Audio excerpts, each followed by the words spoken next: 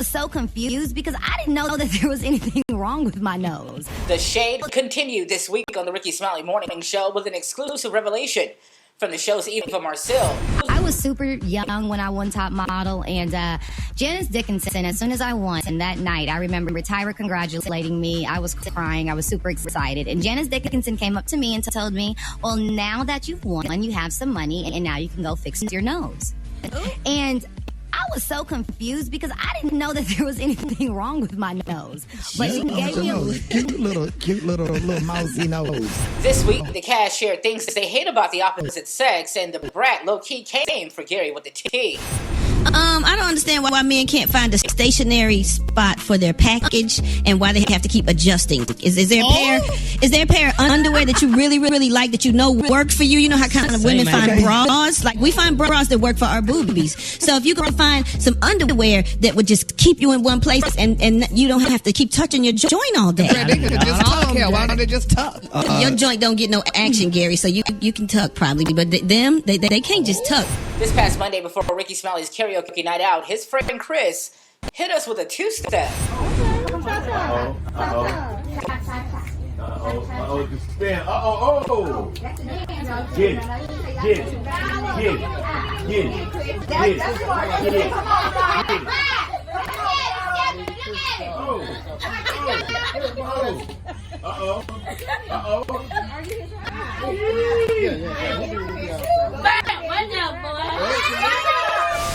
If you were looking for Black Tony this week, he says he's taking a medical leave.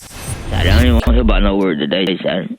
I can't. You're not coming. What's up, man? Why you calling in at the same time? I can't even do it, but well, first of all, I said I'm taking a medical, or I'm doing a medical, or call out.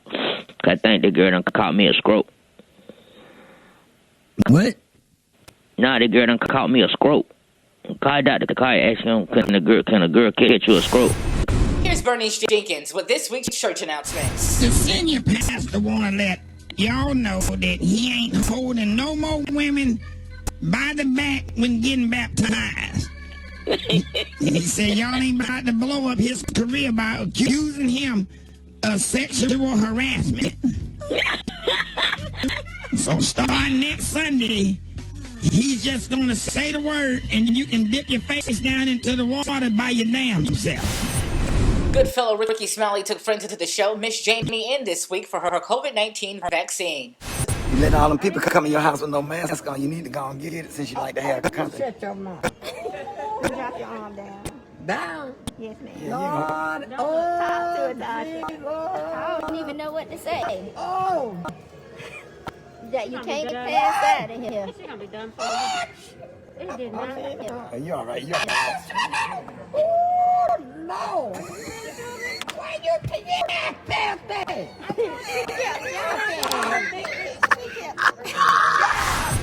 The host took a look back at a time he partied with a human beatbox Dougie Fresh and was shadily interrupted by Gary with the T.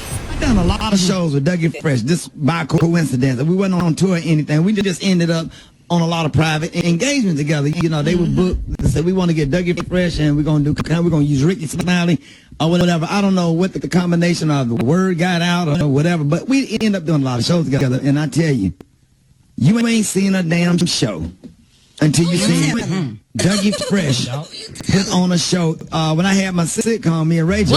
What did they get? Texting me talking about that Dougie Fresh show that you did with Ray J was the best and the last one. I'm like, Here's Special K with another edition of Hood versus Ghetto. It's good to have a double baby shower because you and your mama are pregnant at the same time.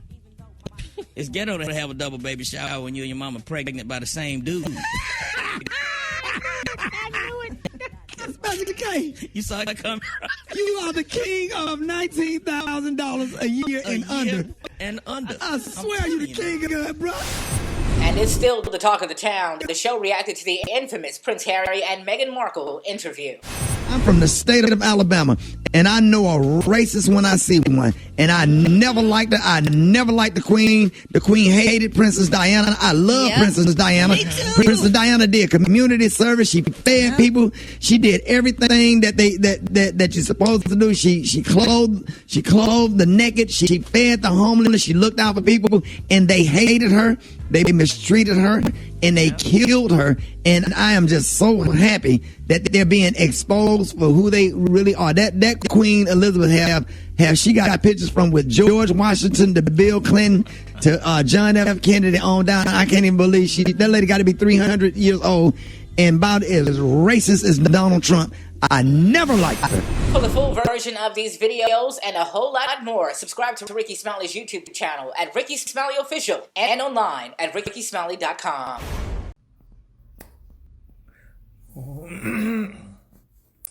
Hello, all you people. I'm Morial. Oh, yes. Ooh. Oh. Oh. Oh. Oh. Oh. Boo. Bye. You. Ooh. That's my favorite song. Could y'all guess that song?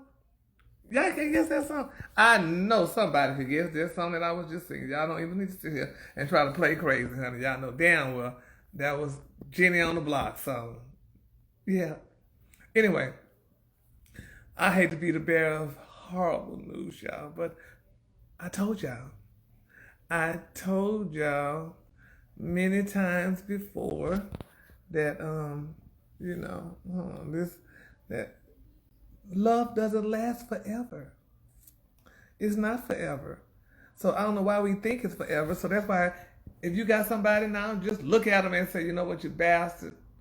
I don't like your ass, but you know what, but I'm going to tolerate you. You know, I don't know if y'all heard the shocking, disturbing news, but it shouldn't be shocking, disturbing.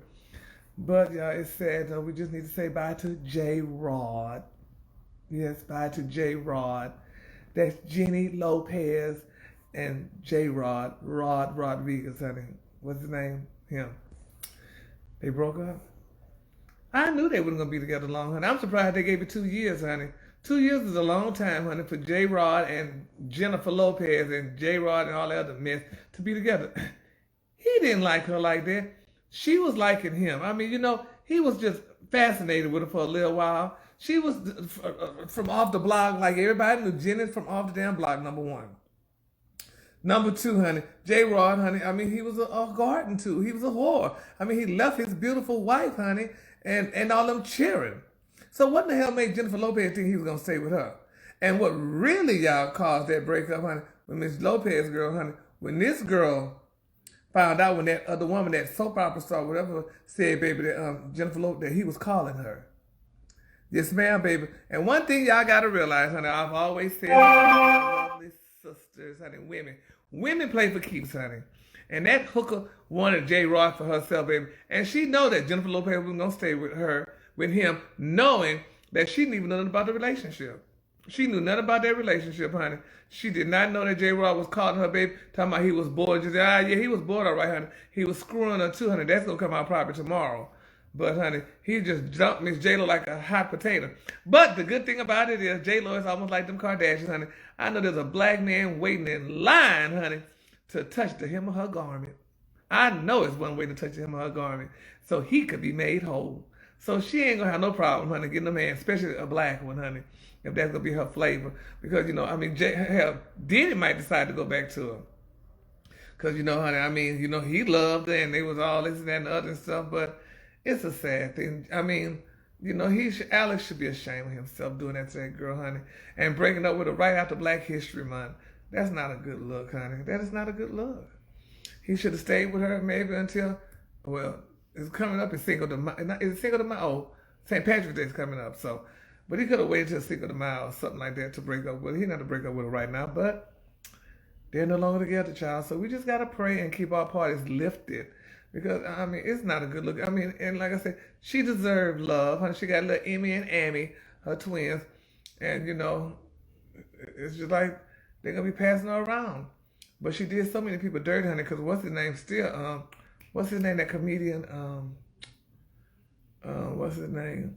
The little skinny comedian. I can't think of his name. But he said she did him dirty, baby. She looked at him at a party and snubbed him. So, honey, I guess now she's going to be running back to her humble beginnings. Who knows? I don't know. But we just need to keep her lifted up in our prayer, y'all. And hopefully everything goes well, because J-Lo just doesn't deserve this. She doesn't.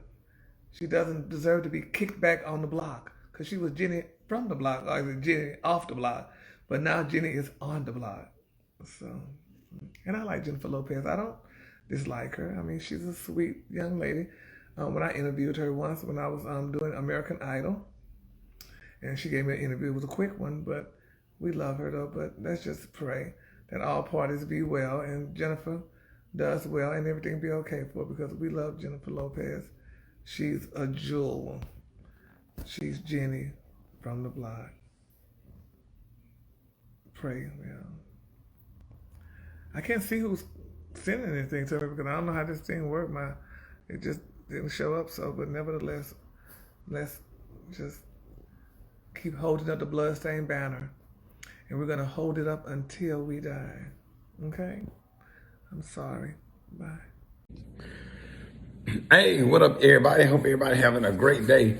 Hey, we got breaking news. George, $27 million. George Floyd family have settled with the city of Minneapolis for George Floyd's death. I want to know what y'all think about it. Number one, is it enough money? I mean, I don't think no amount of money is worth a wrongful death.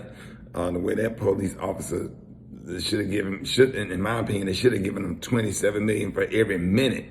Damn it, that police officer stood on his, put his knee to his neck like he did. And I want to know y'all opinions. What do y'all think about it? Why did it take a year to settle that? And then the other question: do y'all think will that have an effect on the outcome of the trial or whatever? They've added a third, if I'm not mistaken, a third-degree murder charge to the police officers. Third-degree murder. And do you think that he's going to get convicted? What are the chances? What are the likeliness of him getting convicted? Personally, with all of the charges, I think he's going to get convicted with something. I don't think that he's going to walk away scotch-free.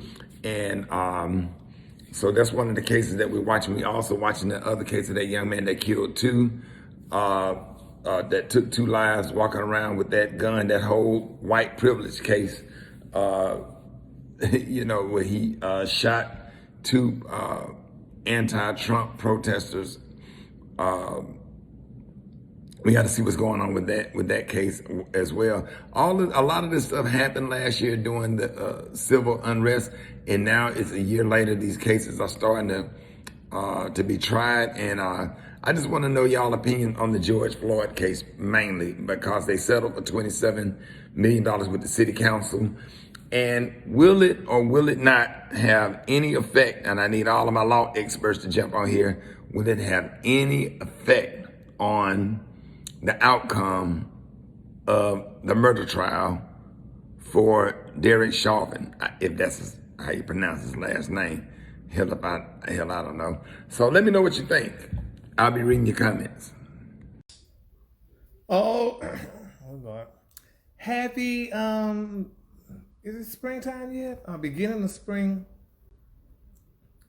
Something like that, honey. The springtime coming. Anyway, Lord, y'all, more stuff is coming up. This is just so sad. Okay, do anybody watch Grey's Anatomy? Are y'all Grey's Anatomy fans? I watched maybe one episode of Grey's Anatomy. I used to watch it all the time with, I forgot what that guy named, the black guy that got fired, honey, because the white girl said, baby, honey, he said something to her or whatever, and honey, she couldn't take it. But anyway, Jesse Williams is on Grey's Anatomy. Y'all know Jesse Williams, the guy, he did a real big speech one time on the BET Awards, honey. He's the light-skinned black guy with the green eyes or what have you. Well, anyway, honey, he about to lose his damn job if he ain't already lost it, honey. Because one of the girls on the show, honey, her name is Shyler, like Chrysler, Shyler Lee. Now, she looks like she's of European descent to me, so I can't tell if she's of European descent or black, but I'm sure she's probably of European descent. Anyway, honey, her husband is putting it out there saying that Jesse manipulated his wife into having sex, honey. He said that he got this girl when she was down and out, honey. He said she was going through some mental problems, honey. Now, he was married too. Now, I don't know if he was married to his wife at the time, baby. The girl that got him, baby, she wanted all kind of money for child support and everything because she couldn't stand his ass. After she just sat there and helped him get his career, then he decided to leave because he left her for a white woman the first time. Because, you know, that's what African-American men do, honey. I'm just sorry, you know. They get a career, honey, after you didn't help them out with their career, and then they say goodbye, and they kick the black girls, honey, out. But nevertheless, honey, her husband is saying, honey, that Miss Shyler's husband saying that Jesse manipulated his wife into having sex. And she was going through a mental breakdown at the time. Now, they said that a relationship was going on for a while, honey. So how do you watch Grey's Anatomy, Teresa? Well, you know Jesse, honey, and you know Shyler, well, how do you pronounce it? Like Chrysler without the ER or whatever, Shyler Lee. But anyway, honey, how do you manipulate somebody to have sex if they're going through something mental? Because if I'm going through a mental problem, because I've been through a lot of them, nobody never manipulated me to have sex, honey. But her husband said he manipulated her, baby, into having sex with him. And he said, though, but the good thing about it is him and her, they worked it out. Now, he looks like he could be of maybe Puerto Rican or something like that. But yeah, they worked it out because his ass ain't working. And baby, this girl probably working, honey. She don't know one working in the house. So that's probably why he decided to stay with her, honey. And that's why they worked it out, honey. The infidelity, as they put it. Or should I say as they call it, honey. But I don't know where B.E. James at, Lynn. I mean, I haven't seen him since like 84. So I don't know where he at, baby. But nevertheless, but it's sad, we got to pray for Jesse because, I mean, he's been through a lot of stuff. He went through a turbulent divorce. And then he broke up. He got with a European woman. And I think he broke up with her and he got with a black woman. I'm trying to remember who's his latest girlfriend. But that's his name, J.R. Knight, honey. Yeah, that's right. Isaiah called J.R. Knightgate. That's right. Isaiah Washington, honey. It was dirty, baby. And at that time, honey, you know, you couldn't use the gay word, honey. So, and baby, that's how Isaiah lost his job. But we just got to pray, honey. But nevertheless, there's a lot of stuff going on in Grace, honey. Yes, Jesse and Joe. But I feel so sorry for her husband because he said that this man, honey, manipulated. He didn't manipulate her, baby. This girl wanted the dick and she got it. That's all. Let's just call it what it is. That's all what it is, honey. I mean, he probably wasn't doing it at home, and honey, those eyes, honey, does it, honey. What are you talking about, Kelly? So what does it have to do with Jesse? Jesse is the one that manipulated the woman. You're not following the story, evidently. Her husband, Miss Chrysler's husband, said that Jesse manipulated her into having sex with him. That's what he got to do with it. But anyway, as I was saying, though, but it's just sad, y'all. We just got to pray, y'all, honey. And, you know, when people do this here and stuff, honey, they just, you know, they got to blame it on somebody, honey.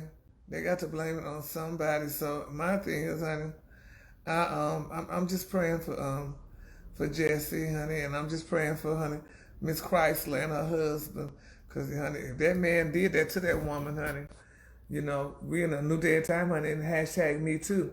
He could lose his job, honey, because we don't want to lose his job, you know, because Isaiah, honey, already lost his. He was one of the first African-American men to lose their job for calling a white man gay.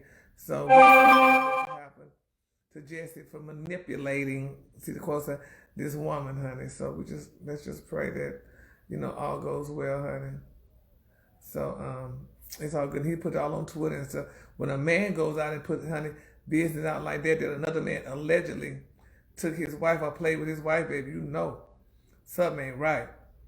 So we're gonna just follow that story. And you know, and like I just said earlier, let's continue to pray for Jennifer Lopez. It's a very touching time for her right now. You know, she broke up with her piece, and, you know, God knows she loved that man, and I'm sure he loved her. So let's just continue to pray that she get her another man. And like I said, honey, Black History Month is over with, so I'm sure she'll be able to find her a good black man, honey. There's nothing better than one for Jennifer Lopez. So let's keep our parties lifted up in our prayer, y'all. And, you know, it's just sad, honey. And keep praying, y'all, for just pray for. Oh yeah, we gotta pray for Sharon Osbourne too. But you gotta remember though, Caprice, Sharon apologized to you Africans in America, honey. She didn't mean to go on Pierce's side and talk about Megan, honey. So let's just continue to pray for Sharon, honey. You know, we're in a different day and time now, honey. We're in a very politically correct society. So y'all can't be saying too much things, honey, you know, about people and calling people black and Negroes and niggers and niggas and all that. We can't do that no more, honey. It's just not a good time for that, honey. You know, I heard about a police officer in Florida got fired. A black police officer got fired because he used the N-word. So they said, "Good, we're gonna check Lance and little Joey. We're gonna get you too." So, honey, I just be careful, honey, because you know it's just not a good look, honey. So I'm gonna go. What I have to eat? I don't have nothing to eat. I guess I have to go get me a TV dinner, y'all, something, honey. So I'm gonna go find something to eat, honey, and do like Brandy, bitch, and sit up in my room, honey, because that's all I could do. You're in trying times. Yeah, Agent Diddy is but Diddy got him a 26-year-old girl right now, so he can't take Jini off the Jini off the block, not back now. So let's just, she'll get somebody though, honey. I tell you, honey, she's not black. So she'll get her man quick, honey. Trust me. So let's just stay tuned, honey. What's her name? Kim Kardashian might be, honey, fishing in the same cesspool. All right, let me stop. I can't do that, honey. Well, I want y'all to have a great day and a better tomorrow. And have a Merry Christmas, honey. And we'll do this again soon, y'all. Continue to pray this weekend, y'all. Hopefully and pray for y'all that J-Lo, honey, gets over this here and everything be okay, y'all. I love you all. You're beautiful. Bye. Hey, happy Sunday. I just want y'all to see my shirt.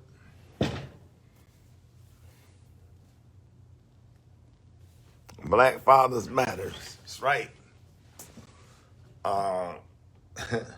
Because we do. I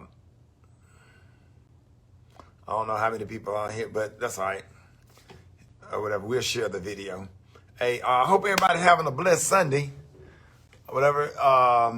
Listen, I just want to talk about hope everybody having a blessed Sunday. Like I said, I want to talk about the whole Kirk Franklin situation or whatever. And it's so near and dear to my heart because I know exactly what he feel. I know exactly how he feel. I know exactly that situation because me and several of my friends are in situations like that. And let me talk about Kirk Franklin. I don't have to talk about him as an artist because we already know what he is as an artist. Kirk Franklin is one of the greatest and really changed the game of gospel music. Kirk as a person, man, is a very personable, wonderful, awesome person, man. I love hanging out with him. I love working with him whenever we get an opportunity to do stuff together. And Kirk is like a brother or whatever, you know, along with a lot of the gospel artists that's out here. You know, I think a lot of us go through this stuff, man, with kids, man. A lot of us out here that have tried to be a good father, you know, and we're not perfect. We're not claiming to be perfect. You know, just being the best father that we could be.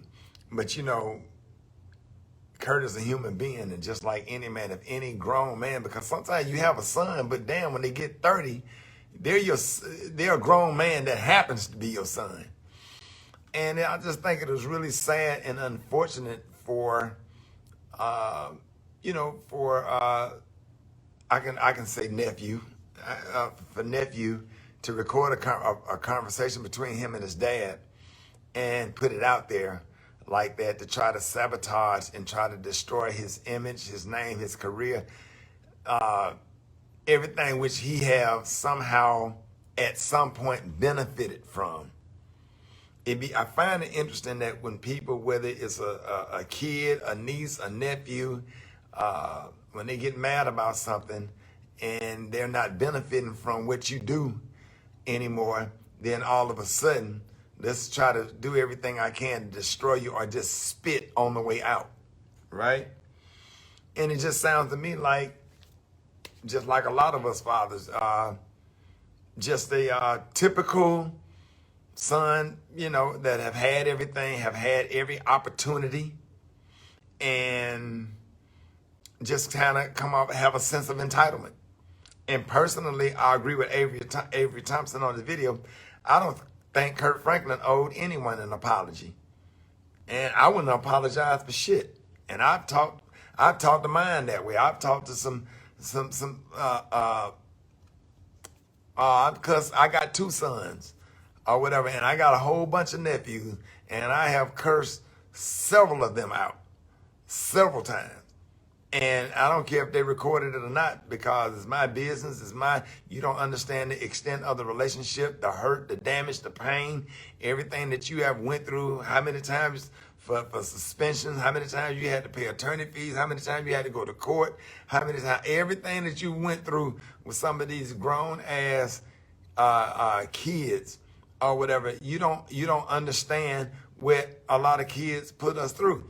And I'm not justifying or whatever, but you don't know how he feels. You don't know his pain. You don't know his anger. You don't know what he's been through. You don't know what he had to deal with for years and years and years. Because I'm sure you can't freaking tell me that that Kirk Franklin, who's been in this industry probably over 25 years, successful, has been a deadbeat dad. You can't tell me that.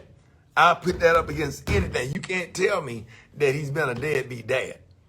And if we get you through high school and get you a little piece of shit used car when you were 16 or whatever, just to get you through high school and get you through college and pay some tuition, buy some books, get you educated, we owe you nothing. I seen Brian McKnight sons go out and try to destroy him and say what a bad father he was and this, that, and that. It's like everybody want to run to the internet and try to destroy somebody's career. I've had kids to try to destroy my image and my career. It didn't work. It don't work. You know what I'm saying? Man, these grown kids ain't no joke. When I tell you the sense of entitlement is real, I'm telling you, man, it's, and then, you know, for you to post half of the conversation on there is a severe form of manipulation to make people think that it's one thing when it's really not the whole story. And like Kirk Franklin said on his Instagram, okay, why didn't you put the other part in there when he offered you counseling? So and it's almost like they bait you and they reel you in and get you tied up in a conversation, and the whole time you sitting up there recording to try to do that to your dad, right? To do that to your dad. Your dad that helped give you life, that took care of you. I'm sure he have given you every opportunity possible. I'm sure. And I know folks out here who ain't take care of their kids and get way more respect than a lot of y'all who we have taken care of. I have taken in kids that's not even biologically mine and have received some of the same disrespect, whether it be from the kid or from the mama. And it's crazy, you know, and it's like, damn if you do it, if we don't fool with you or whatever. The only thing I'll say to Kirk Franklin is, hey, block his number. See, because with me and the way I handle stuff, I know what it's like to get cussed out by one of your kids. I done been cursed out bad. I got cursed out so bad one time, and I pulled my car over on the side of the road. I remember exactly where I was. I was on Federal Highway in Hollywood, Florida, passing the Jackson's Ice Cream and passing that damn Walgreens right there on Federal Highway. I got cursed out so bad, I pulled over on Federal. I started crying because I could not believe what I was hearing. So now what I do,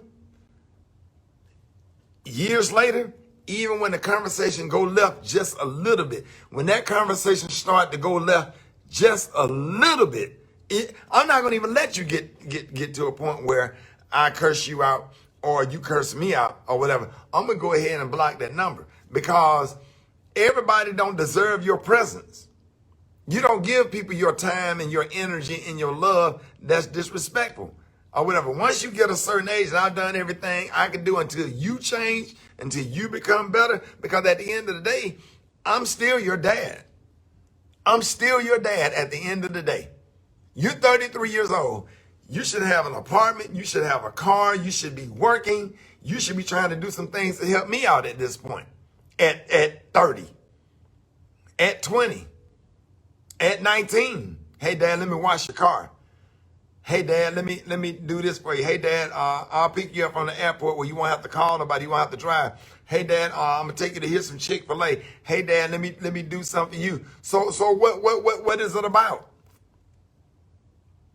I'm sure if Kirk Franklin's son was a singer or a rapper, I'm sure he probably tried to put him on and try to help him out or whatever. Man, natural fathers like myself and like Kirk, like different men that I know, all the men that I know are good fathers. Man, we do everything for our kids. Everything. And now he in the media and he's being, let me say this to all of the people that's on here, because I read a whole lot of the comments. Who are you to judge anybody? Yeah, he's talented. Talented people get caught up. Talented people get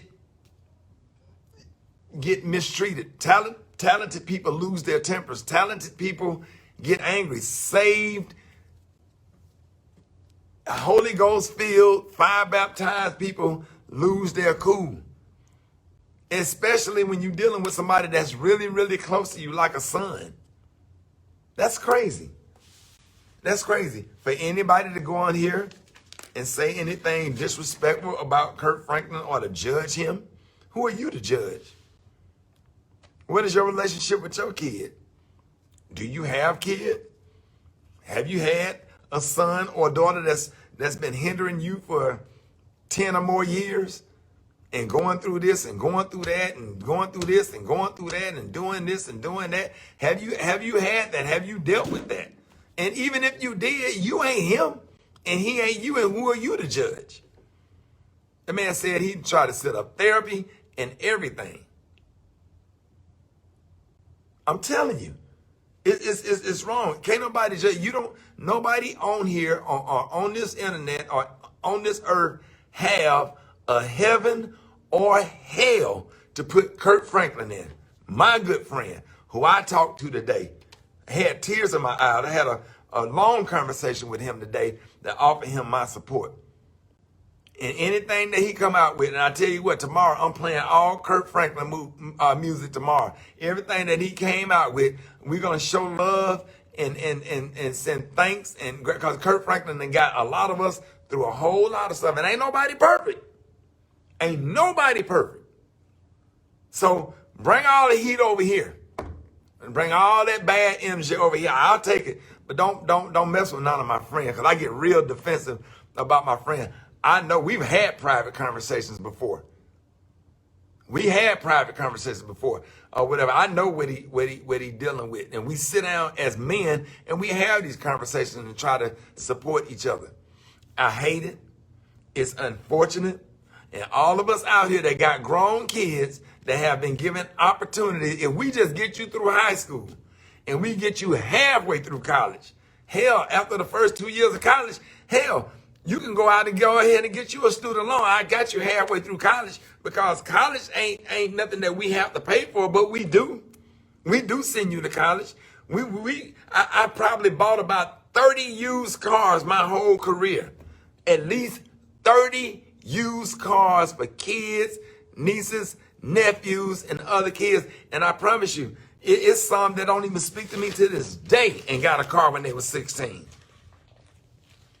I done had some put some through college, help through college when they didn't have nothing and didn't have a whole lot and needed a male figure, role model. I had them take me to court. I done had folks that steal. I done had some that done came through the frat.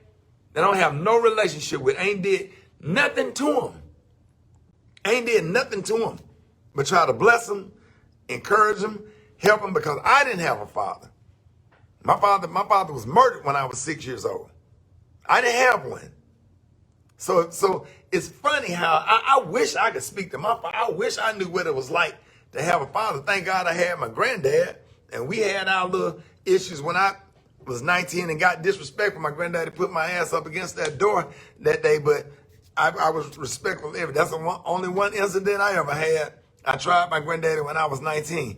After that, my grandfather and I had a peaceful relationship. I would never have that relationship like that with my Uncle Bruce or my Uncle Herbert. We have disagreements or whatever, but I would never, ever disrespect them. See, I'm not only just an uncle, I'm a nephew.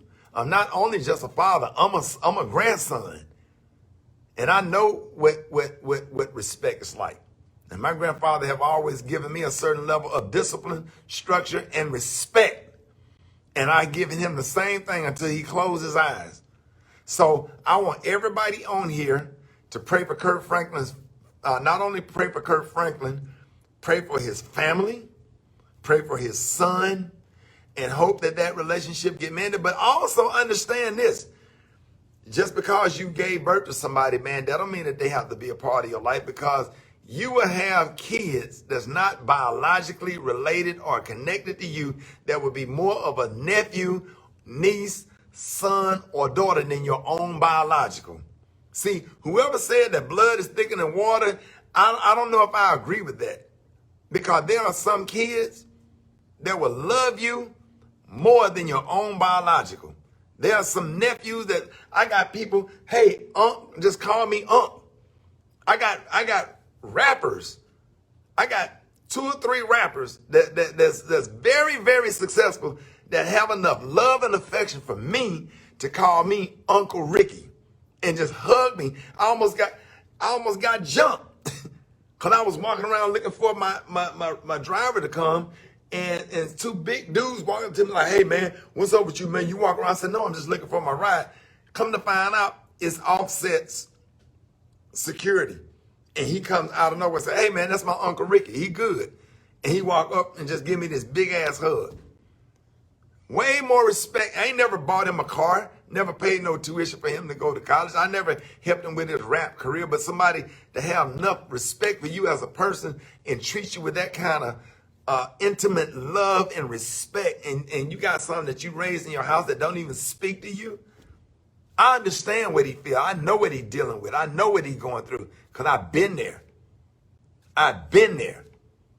And I want everybody to pray for Kirk Franklin. We're going to play his music tomorrow. We're going to support him. We're going to show him love. And ain't nobody in no position to judge anybody. Because if you had to deal with what he probably been dealing with, hell, he did good by just cussing him out. Because, hell, I wanted to shoot some of mine. Absolutely. You got that's right, Pastor Bryant. Pastor Kevin Bryant, my pastor, said all relationships are not eternal. Sometimes you have to let go. Come on now. Come on now. I'm going to read that one more time. Pastor Kevin Bryant, my pastor. All relationships are not eternal. Sometimes you have to let go. You better use that block button on your phone because you done did everything for their grown ass. And they don't deserve it. They don't deserve your time. They don't deserve your attention. And they don't. Love and respect have to be earned. Nobody owe you nothing. Nothing. Nothing. Nobody owe you nothing. And Kirk Franklin didn't owe nobody an apology. Because he'll a whole hell of a lot better than me. Because I'd be damned if I would have made a apology video. Because when I say something, I said what I said. Because one thing about me, I wake up with a good heart every day. I wake up with good intentions every day. If I've done anything, I apologize. I'm not perfect. I make mistakes and I apologize for it. But I won't be bullied by nobody on the internet or no niece, no nephew, no son, and no daughter. Because if I say something, I meant it. And I said what I said. Pray for Kirk Franklin. Thank y'all for watching the video. Make sure y'all listen to the Rickey Smiley Morning Show in the morning, where we will be talking about those stimulus checks drop. We got emergency situations in the community where the stimulus checks have dropped. Things are going on, and we're going to be supporting Kirk Franklin. Big day on the Rickey Smiley Morning Show, man. I love y'all. God love y'all, and so do I. Y'all have a blessed day. Peace. Stop gracing people with your presence. I'm telling you, man. You don't have to go to everything. You know what I'm saying? I went back live again because we just talking now. Man, you don't have to go to everything. There's some funerals I ain't going to. I don't care if they're related to me or not. If I didn't have a relationship with them and they were toxic, why should I spend a Saturday sitting up in a church and then get in a car and drive slow to a cemetery? Only to go to eat some nasty food and some dry macaroni and cheese at a repast and some unseasoned greens and some church's chicken. I'm not going. If you was fucked up towards me and you're a family member and you die, I'm not going to the funeral. And I really don't want you at mine. When I die, when Rickey Smiley died, I got a whole seating chart. See, I got, no. Let's keep it real. Let's keep it real. If you were shitty towards me while I'm living and you my family member, here go the benches. Right. You got Pastor Walter Solomon. Right? His family. Pastor Kevin Bryant. Bishop Walker. Right? I got family members that I love. I got folks working at the radio station, Brat. Why should somebody give you some tissue and some Kleenex because you crying, but you've been shitty to me the whole time I was living, and Brat been nice to me every day. Brat and Eva been nice to me every day. Desi has been nice to me every day, and he come to karaoke. Chris. Okay, how come Chris can't do my eulogy? Y'all laughing. Chris will be doing my eulogy. Miss Jani can't sing, but she will be singing at my funeral. Miss Jani, this the pulpit. Miss Jani will be singing at my funeral when I die. I done already had mental and emotional funerals for a lot of y'all niggas. Y'all already dead to me. You done mistreated me. You talked about me like a dog. I already wrote out program. Let me tell y'all, you got family members that treat you like shit. Go ahead and write out an obituary, right?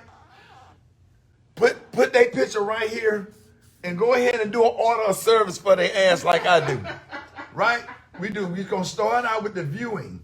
The viewing is going to be first. You start out with the viewing, right? What comes after the viewing? The New Testament and the Old Testament. They read the New Testament and the Old Testament.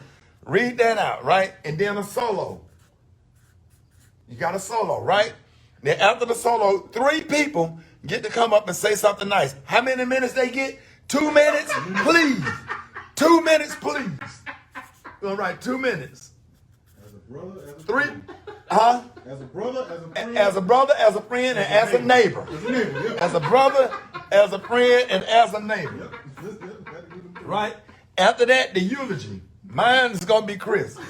I don't care if he can't read that stuff in the Bible. Let Chris get up there and say how he feel about Rickey Smiley. If don't nobody else on this earth love me, Chris do.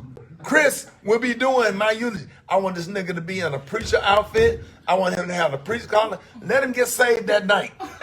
And let him do my eulogy. We don't care what he talk about. Everybody know my relationship with Chris. Chris gonna be doing my eulogy. No, not you, Pastor Solomon. Pastor Brian, you can host, because I know that's what you like to do. But Chris will be doing my eulogy when I die. Chris. After Chris, what they do after that is going to be another song. Okay? All right, Brandon will be singing Sitting in My Room at my funeral. I don't care what nobody say. That's one of my favorite songs. When I die, I want Brandon to be saying, all I want to hear is, ba-da-ba, want Brandy to come on. The first time we met. All I want is Brandy to sing sitting up in my room at my funeral service. Then after that, do not put me in a hearse. I want to explain that. I'm afraid of them. If y'all put me in a hearse, I will hunt your ass forever. You'll be saying, I'll be making your furniture move, nigga, while you sleep. Right? I have a Ford F-150 2015. Put my shit on the back of that Ford F-150. Tell Tyler Perry, let me use this jet. I'll pay for the gas. Put me on a plane, fly me to Fort Lauderdale. Put me on a boat and take me to Bimini, Bahamas, my favorite place. And bury me at that small cemetery at the south side of the island. But all these niggas in my family, they ain't gonna be at my funeral. Yeah, my mama gonna be there, Punkin gonna be there. But it's just some niggas I don't want at my funeral service and some nieces and nephews I don't want to see because we don't have a relationship now. So why should you ride in the limousine? Why should you get to ride in the Sprinter from Bryant Limousine Services? Why should you get to ride in the Sprinter and you treated me like shit just because you a niece, a nephew, a daughter, a son? You treated me like shit. Why should you be chauffeur? You should have to drive. It's gonna be niggas in the overflow room that's biological close family members that's gonna be in the overflow. If I'm nice enough, that I have a whole seating chart already wrote out and planned out. It's gonna be some of y'all niggas in the overflow room, and some of y'all ain't coming in because by the time I die, hopefully the pandemic gonna be over, but it's gonna still be social distance. It's gonna be 75 people in that church with a mask on. He gotta stop. No.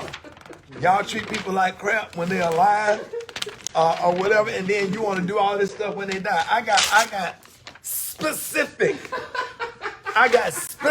and specific things that I want done at my funeral. Specific and specific. Because see, some of them don't know what specific means. They use specific. So they didn't know what I'm talking about. I have to say that. I have to say that for everybody. Or whatever. There's an arrow. Y'all get me dressed and put me on one of Tyler Perry planes.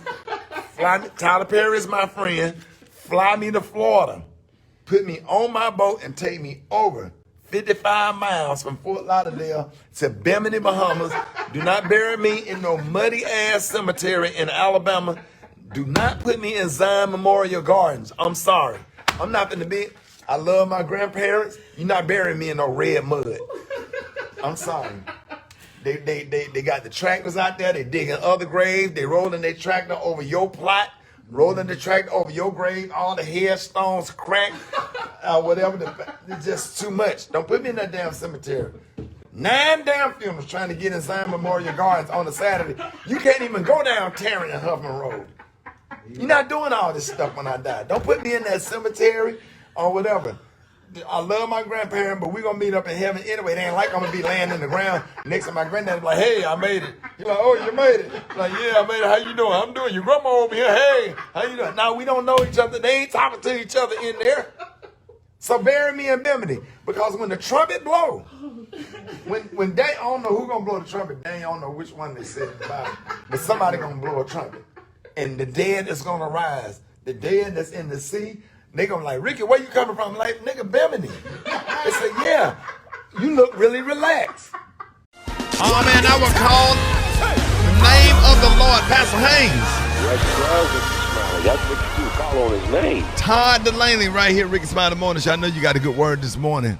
Hey, thank you for this, Rick, because every now and then we find ourselves in life under attack. And when you're under attack, people are coming at you from all sides. I think it was Shakespeare who said the troubles seldom come as single sentrymen. They come in battalions. When it rains, it pours, and someone is listening even right now, and it's almost as if troubles keep coming at you, wave after wave of troubles. You can't even seem to get your balance. This is what Todd Delaney says: when you're under attack, call on the name of the Lord. And when you call on the name of the Lord, you'll discover that God's name reveals God's nature, and it's in God's nature to meet your need in a time of need. So go ahead and call on the name of the Lord. Listen to what Todd Delaney does as he lifts up Psalm 18. He says that God, when you're under attack, has got your back because God is a deliverer. I like that. God can get you out of what other people try to put you in.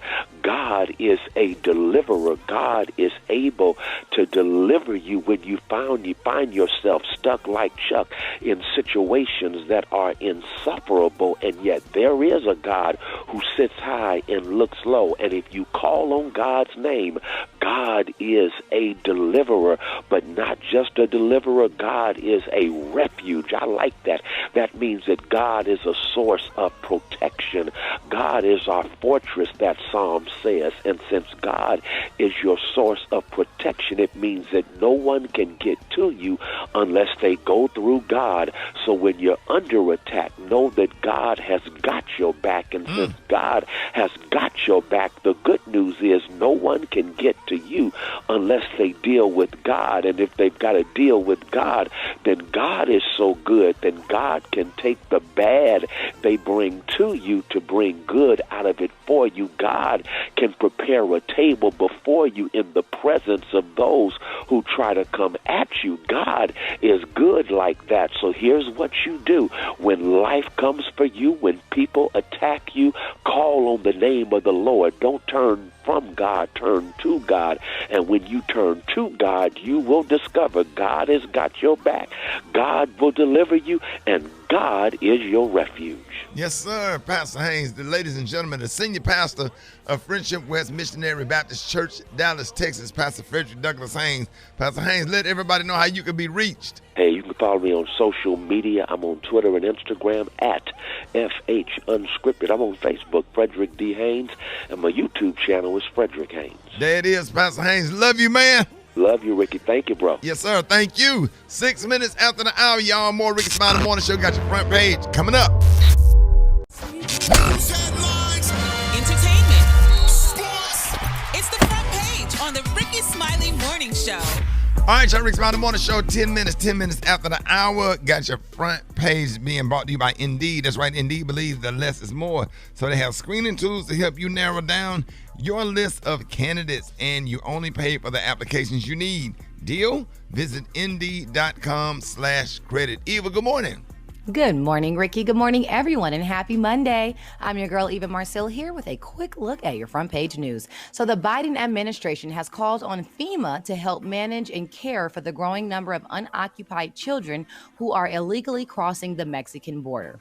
Republicans are blaming Biden's reversal of Trump's immigration policies, and a group of GOP leaders are headed to the border today. Meanwhile, President Biden, Vice President Kamala Harris, and their spouses will be hitting the road this week to promote Biden's $1.9 trillion COVID-19 relief package. So Harris will be in Las Vegas today, but both Biden and Harris plan to be in Atlanta on Friday. And finally, if you're looking for your $1,400 stimulus check, the IRS has updated the Get My Payment tool on its website. The tool will show the status of when your check was issued and the date when it was mailed or directly deposited into your bank account. So just go to irs.gov to check your status. All right, that was a quick look at your front page news. For more, log on to the RickeySmileyMorningShow.com. Rock T, what's going on in sports? Man, March Madness is officially here. That's right, man. The men's NCAA field of 68 is set. Gonzaga, Baylor, Illinois, and Michigan are the top seeds right there. Get your brackets filled out. I know it's going to be bananas, man. I ain't going to lie, I'm getting super excited about the women's NCAA tournament, man. Selection Monday is actually today, 6 p.m. Central Time on ESPN. I will be tuned in for Selection Monday on the women's side of the NCAA tournament. New Orleans Saints quarterback Drew Brees retires from the NFL after 20 seasons. 15 of those seasons with the Who Dat Nation. Made the announcement through his 4 children yesterday. You guys probably seen it on social media floating around. 3 sons, his daughter, they all said, hey, my dad is retiring from the NFL. Now he can spend more time with us. You know what I'm saying? It is what it is. And shout out to Deion Primetime Sanders and Jackson State University, 3-0. Man, they treated Mississippi Valley, boy, like they beat them 43-7 yesterday, man. Wasn't even no game. Who? Jackson State. Yeah, in football. Yes, sir. So he got they have to do them like that, though. He got them boys playing out there, man. So big up the prime time. So what I got right now for sports. Gary with the T. What's up there, Pippin? All right, y'all. Everybody's talking about it, honey. March the 12th was the day, y'all. I don't know where y'all were, but that was the day when reports came that A-Rod and J-Lo had called off their 2-year engagement, honey. Yes, Ricky was devastated. She's about to catch up with Michael Jordan and Tom Brady with them engagement rings. Yes, honey. She's going to have to melt them all down and make a necklace, honey. But they said then later on, March the 13th, they were, in fact, y'all still together. Now, they're saying naturally that, this has led people to wonder, y'all, whether the cheating rumors might actually be true, y'all. Like I said, the thing is, y'all, that it isn't the first time that A-Rod has been called out for being unfaithful. Now, he has quite a history, y'all, of infidelity accusations. Some of the actress, honey, this girl, but from this girl, what's her name, child? She from this show called Southern Charms, honey, Miss Madison LaCroix. She said, well, girl, we was talking. She said, now, he used to send me text messages. She said, he did not cheat physically. She said, but he did DM me, and we did talk, honey, by a computer and whatever. So that means we didn't cheat. But J-Lo didn't know nothing about it, so, honey, it was just like he was cheating, honey. And people were wondering, is J-Lo, why are men cheating on her? Because this is her fourth marriage. She already been married 4 times, and he been married twice, so. But it's a sad look, though. And some people saying because she did the people so dirty, y'all, on In Living Color, honey. That's probably why she getting all this bad what did she do to them? Well, she did Tommy Davidson bad. He said, honey, she snubbed him at a party. He said, honey, he saw her at a party, and she looked at him like he was dirt. So maybe that's just coming back on. I don't know, child. But we just I don't know if that got nothing to do with it, Gary. Yeah, Ricky, it does, because they say karma is a mother, honey, and now she can't keep a man. Gary, or what have you. Do you think that she's a real nice woman, and do you think that maybe he probably got bored and just kind of got out there? She was busy. You think something like that? And that's what it is, because honey, she's a nice woman, honey. I remember interviewing J-Lo with American Idol, but J-Rod, A-Rod, whatever his name is, he said it was COVID. He was bored at home, and she's out doing a movie in Canada, so he was at home bored, so he just played on the computer and decided to play with this woman, honey. And what people got to realize is women play for keeps. Oh, my God. So she just sat there and told all her business on A-Rod, honey. So he was stupid for even trying to talk to her, knowing that it's going to get back out. Unless he was just really sick of J-Lo, and I think he probably was, because she looked like she could be Gary, aggravating. don't do that. I don't think he's sick of her. Don't do that. Guess what, Brat? He called cheating on her, so he did something, honey. So we're going to pray, honey. The color today, honey, is one of my favorite colors. My color today, y'all, is peanut patty. On the high end, you say peanut patty. On the lunge, you say beautiful pink. That's your color for the day. Brad, what you got coming up in the hot spot? Coming up next in the hot spot, I have the second youngest winner in Grammy history. And I'm going to tell you who it is up next. It's the Rickey Smiley Morning Show. The hot spot. Drop it like it's hot. Drop it like it's hot. So hot and You can catch me at the hot spot. It's the BR18. All right, Rickey Smiley Morning Show is the bottom of the hour. It's about that time. Brat got the hot spot. What up? What up, Ricky? Good morning, everybody. I'm your girl, Brat Tat Tat, and this is the hot spot where we bring you music, movies, and more. So let's get off into this thing. Beyonce, y'all, she made history last night as she racked up her 28th win and became the most awarded artist ever in the history of the Grammy Awards. So midway through the night, she tied for the record as she shared a win with Meg Thee Stallion for Best Rap Song for Savage. But the big moment came about 15 minutes later when her song Black Parade was announced as Best R&B Performance. Beyonce has acquired 79 career nominations. Check this out. I am so honored. I'm so excited. As an artist, I believe it's my job to reflect the times. And it's been such a difficult time.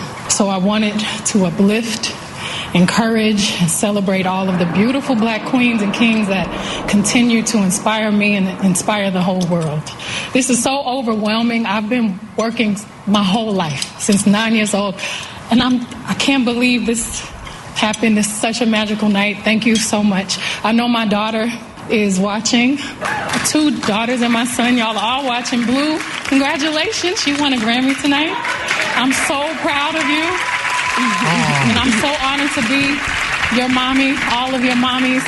Y'all are my babies. And I'm so proud of y'all. Thank you. Oh, that's awesome. Beautiful. Yeah, man, that made me so even more proud of her. And that's right, y'all. Blue Ivy won her first Grammy last night for her part in Brown Skin Girl. And at 9 years old, Blue is now the second youngest winner in Grammy history. Wow. A few other winners from last night included Song of the Year that went to her for I Can't Breathe. Best Rap Album went to John Legend. Best Rap Song went to Meg Thee Stallion featuring Beyonce for Savage. Best Rap Album, King's Disease, Nas. Best Comedy Album, Black Mitzvah, Tiffany Haddish. And the Best Video, Brown Skin Girl with Blue Ivy and Beyonce. And there was some dope performances last night too by Beyonce, Silk Sonic, Cardi B and Meg Thee Stallion, Doja Cat, The Baby, Roddy Ricch, and then Bruno Mars did a stellar dedication to Lil Richard. Here you go.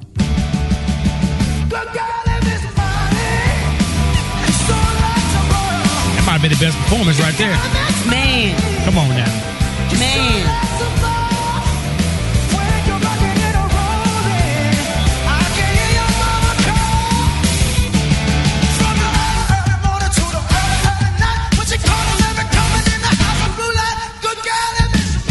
Bad boy. Who sung that? Who was that? That's Bruno Mars. Was Bruno and Mars, man. Anderson .Paak was killing the drums. Anderson .Paak has always killed the drums. People just didn't know. He'd be playing for Busta and everybody. Like, Anderson .Paak is that deal. I'm telling you, the two of them together, that's the best duo they could have made. I mean, they was so dope in them little orange suits. They was cute. Yeah. It looked like an old school Michael Jackson video. It was super duper dope. All right, y'all, we're going to wrap up the hot spot right there. Coming up next, we got Rock T's Joke of the Day. And want y'all hit us up for them wake up calls at 866-9-RICKY. That's 866-9-RICKEY. The time now is 26 minutes before the top of the hour. It's the Rickey Smiley Morning Show.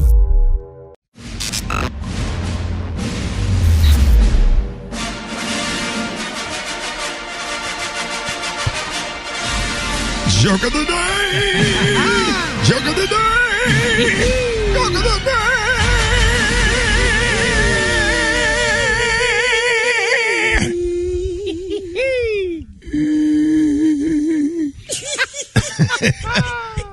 All right, Rocky, it got to be funny. Rock T's Joke of the Day is Monday. What you got? So I was at a restaurant the other day, and I realized I needed to pass gas. The music was very loud, so I played it off and started passing gas to the beat. A couple of songs passed by, and I started feeling better. Then I realized everyone was staring at me. Then I realized I was listening to my iPod.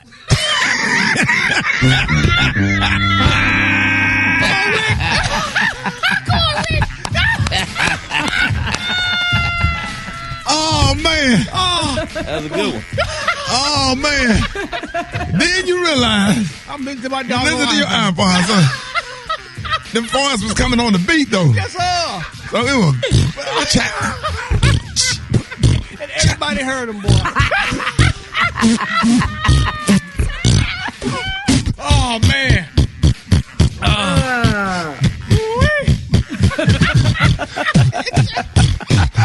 That's how it went, dog. What you think, Gary? Oh, my God. It's just disgusting. First of all, I don't like fart jokes. So. Yours would have been like, About that high note.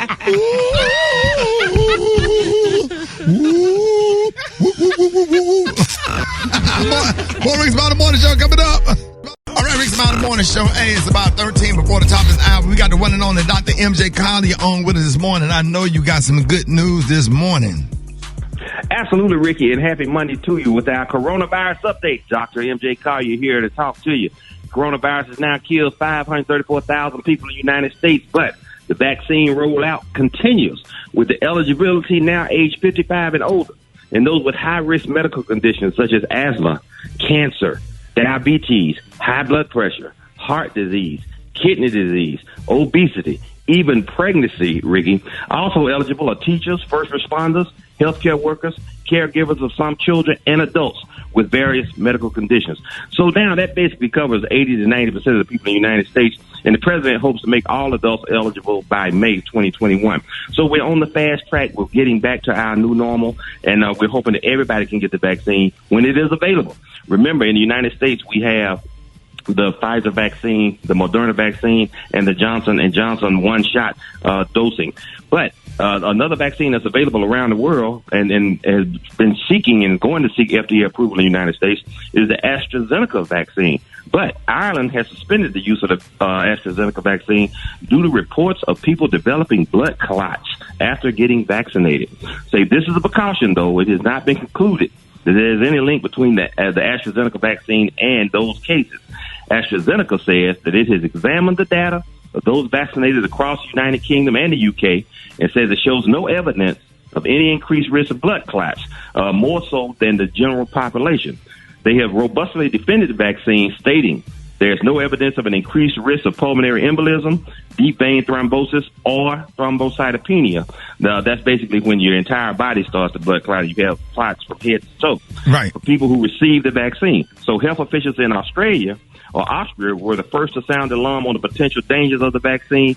Italy, Sicily, and Denmark have banned or temporarily suspended the use of that vaccine. So we'll see what happens when it seeks FDA approval in the United States. But keep your eye out for that information, Ricky. All right, Joe, but Dr. MJ Collier, good morning. So I was just trying to find out, my wife is expectant, and I was just trying to find out what are the doctors saying as far as the safety of pregnant women receiving the COVID vaccine. Okay, there are real-world studies that have had women that were pregnant receive the vaccine with no sequela, so they're recommending that pregnant women get the flu vaccine as well as the coronavirus vaccine, either of the doses that's available. That's the Pfizer, the Moderna, and the Johnson & Johnson. Either dose in pregnancy will improve your chances of not getting the corona and suffering from the corona virus and its sequela. So they're saying that basically the risk of getting the disease and anything bad that can happen far exceeds any potential downside with a pregnant woman. All right, you're on with Dr. Collier. Good morning. Okay, me and a coworker were vaccinated last Friday, and she tested positive for coronavirus yesterday. So my question is, when do we become immune, and was it possible she already had it when she got vaccinated? That is definitely a scenario that I would consider that she probably had it or became exposed immediately upon getting the vaccine. Oftentimes because people get the shot and then they just let all of their protective behaviors expire. They stop masking, they stop social distancing, stop washing their hands, and your susceptibility is there. You are not considered successfully vaccinated until 2 weeks after the second dose of the 2-dose vaccines or 2 weeks after the first dose of the Johnson & Johnson vaccine. So immediately upon getting the vaccine, you are not protected and are very susceptible at that point. So you have to be careful and conscientious about, what you're doing and how you're protecting yourself. There it is, your own Dr. Collier. Good morning. Hi, Dr. Collier. I suffered with the virus back in the 1st of January, and ever since then, everything that I eat or drink that's the flavor orange tastes fishy to me. Why is that? Okay, so you are having long-term sequela. You have agnosia, which is problems with smell, and agousia, which is problems with taste. And that usually resolves over time. In most people, it's 2 to 4 weeks. But there are people with that are long haulers that are having that symptom persistently. So we're hoping that improves, because nobody likes, for things that shouldn't to taste fishy. That is not a pleasant taste in your mouth under any circumstances. So we're hoping that will resolve. But take your vitamin D, your omega-3 fish oil, and your zinc to help with those side effects, particularly the vitamin D. Ricky, there's mask controversy now, and people saying we shouldn't wear masks, and people that are removing the mask restrictions. And one of the arguments that they're having is that you don't have to wear a mask. All you have to do is supplement with the vitamin D, and then you're protected. So that is a true statement, but it's not either or. In Dr. Collier's medical opinion, you should wear your mask and hold that thought. I'm bringing in on the other side, just where you can do your disclaimer. I'm bringing on the other side. More Dr. MJ Collier coming up. Rickey Smiley Morning Show. Hold it. Half man, half woman. It's Gary. I wanna hip you to the T. It's Gary, baby. What up, Gary? Good morning, Ricky. Good morning, America. Good morning to you. It's Monday, a beautiful day in the neighborhood. And here's what's happening in celebrity news, y'all. Melodies from Heaven Rain Down on Me. That's Kirk Franklin's one of his number one hits, y'all. But Kirk Franklin and his son, y'all, they are at battle right now. And it's a very touching story, y'all. It's being reported that Carrie and Franklin, y'all, he revealed an explicit back and forth tape between him and his award-winning gospel recording artist dad this past weekend. Now, it's been reported, y'all, that Carrie and Franklin, said that he and his dad have not been getting along for a while, and Kirk even said that. But he said, quote, "This is why I'm done. No father should speak to their children like this." He said, "If I have any issues, it's because of this type of treatment that I deal with behind closed doors." This is what the 32-year-old Franklin said to the press, y'all. He said, according to the caption, he said the argument was not a thing of the past. Now, he said, "Hanging up in my face, no apology, no compassion, no effort." He said, "Stop telling me to go home to my family. I don't even know where they live," Carrie said. He said, "I don't think I'll ever trust my father to be alone around him ever again. I didn't want to do it." He said, "I probably won't release the entire recording," he said, "because it's too embarrassing that I'm even dealing with this." He said, "But no matter what." It got that part in there when he was offering you therapy and counseling and help. So you only put the bad part in there and try to make your dad look bad and try to ruin his legacy or whatever. And if you hang up in your face, you just hang up in your face. You're 33 years old. Keep it moving. Yeah, but now he said it was a tape, a 45-second clip. He said, and the voice was identified by Carry On as Kirk Franklin exclaiming, "I'll put my foot in your butt," and that's not the word he used. After a muffled argument, then y'all Carry On interjected and said, "I dare you," as the argument continued. And then Kirk allegedly said, "I'll break your neck." The N-word. "Don't you ever disrespect me," Franklin allegedly shouted toward the end of the clip, y'all. And it went on and on. Been there. Man, been there. Come on, man. He said that so all of this make Kirk Franklin a normal dad. Yes. Exactly. Right? Especially in this day and age. A normal dad. That's it. You know what I'm saying? My thing is, if you 30 years old, we do good to get you to 18. You know what I'm saying? Once we get you in college, I'm sure Kirkland gave him all kind of opportunities. Probably bought him a little car when he got 16, a little used car, and provided opportunities for him, try to put him on to a few little things or whatever. And, and it sounds like he's spoiled, rotten, and entitled. Mm-hmm. To do something. And whatever Kirk called him, that name that Kirk called him, that is exactly what he displayed by recording it and putting it out on the internet in an attempt to destroy your dad's legacy. I don't feel sorry for him at all. Man up, go get a job, and if your dad is not a good fit in your life, whatever, then you need to block his number and keep it moving and move on. Period, point blank. You obviously got life figured out anyway, so do it your way. There you go. Handle your business. Yeah, we sit up there. We don't argue, and for real, don't sit up there and argue with nobody in their 30. They full grown man. Treat them like anybody else that you don't like or you disagree with or whatever. Cut them off, block them, keep it moving. Put all your energy into somebody that's buying what you teaching. He ain't buying what you teaching. Keep it moving. He is a grown man that happens to be your son. That's all it is. I know you got to learn how to separate. That's it.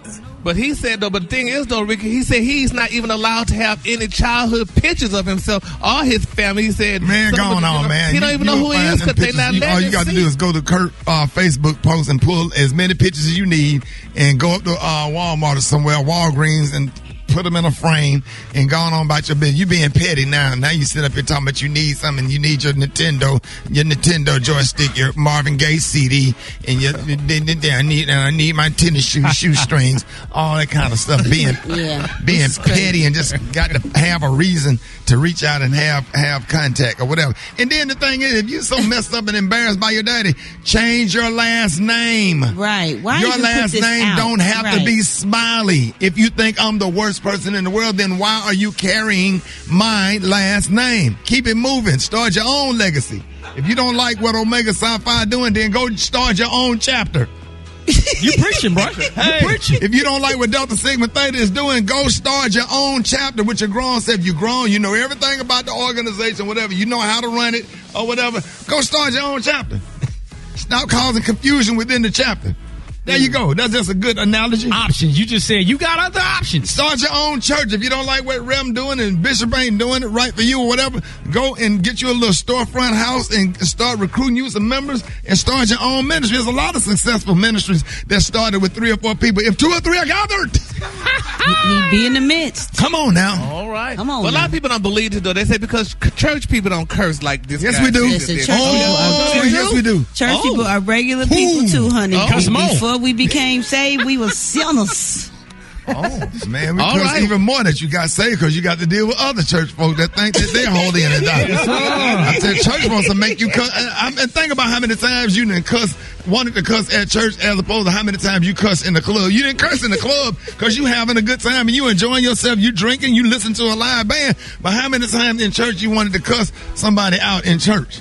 Come on now. All right, the color of the day then, honey, is peppermint patty. On the high end, you say peppermint patty. On the low end, you say pink. That's your color for the day. I didn't know church people curse. Sit up there, my auntie died. You gonna tell me I only get to talk for 2 minutes and she raised me? What do you mean? I can't tell it all. And then you gonna sit up there and preach a whole eulogy. What you preaching the eulogy for? You could have saved that eulogy until tomorrow. Then what's the purpose of us going to church if we got to listen to you preach on a Saturday and then come back to church and preach another eulogy? How come we just can't talk about the great things my auntie did while she lived? Why you got to go into scripture at a funeral? Don't do that. Come on, man. Only thing these preachers be trying to do is trying to recruit members to come back to that church on a Sunday. Then all of a sudden they ready to put on a show at the funeral and preach their best sermon at the funeral. And I just want to talk about her life. Play the videos. Yeah. Let's sing some songs and make it about my auntie. You pushing some buttons Do now. not go into Job. We don't care about what Job did. We already know. And how come Job don't spell his name with an E? How come Job don't spell his name with an E? See, all that be bothering me. Right. Right. No, I need a book of jobs. The book of jobs. And don't nobody read it. That's why everybody unemployed.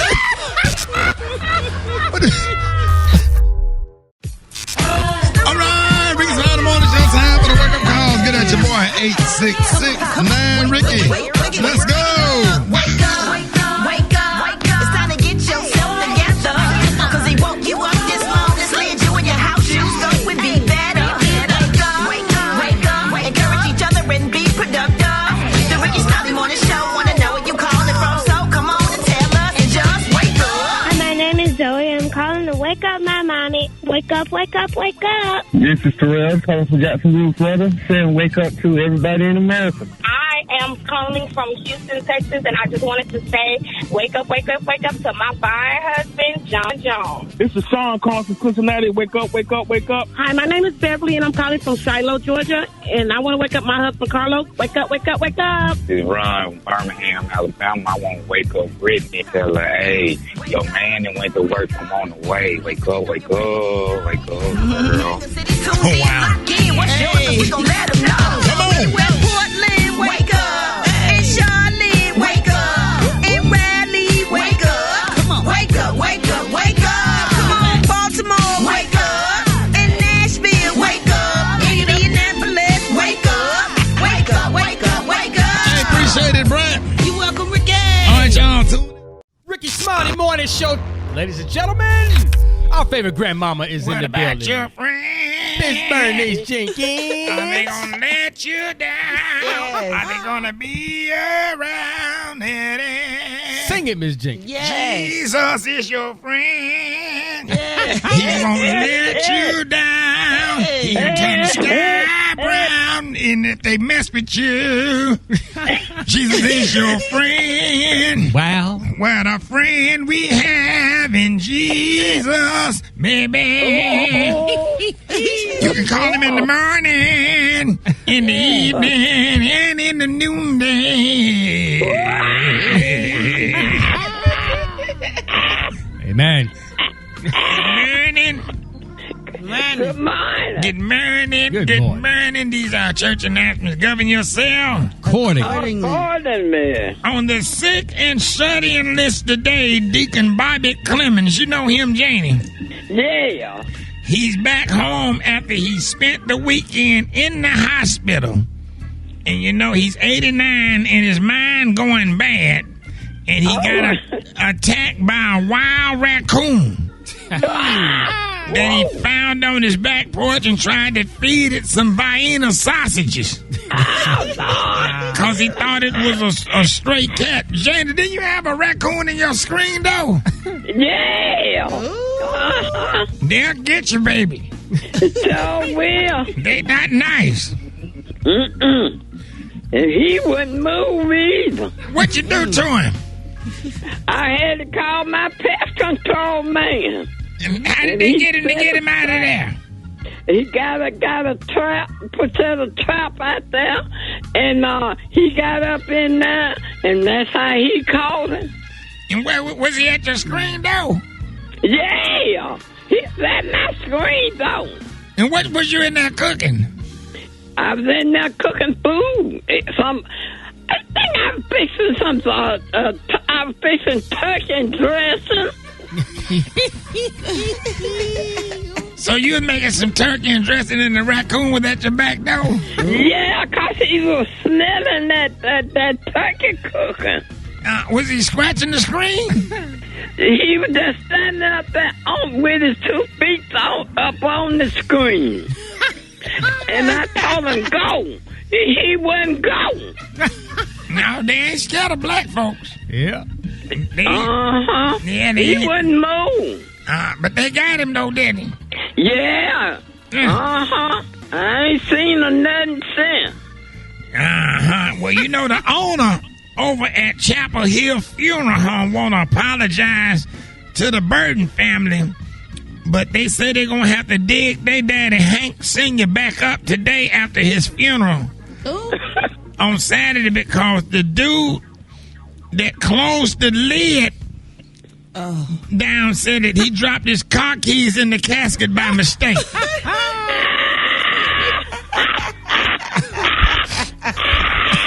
Oh, Lord. It'd be expensive. Man. So they got to go back out there and dig him back up.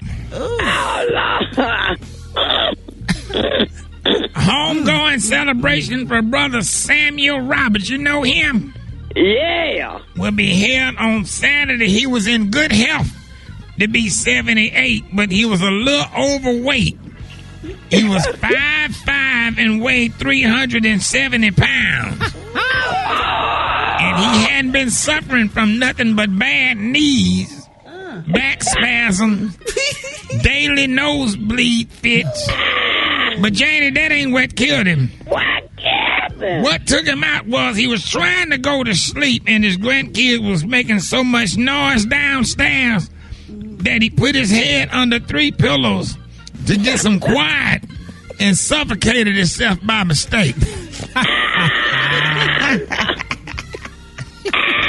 So I'll see you at the funeral. All right, Jane, I gotta go. All right. Black Tony, what's going on? Hello?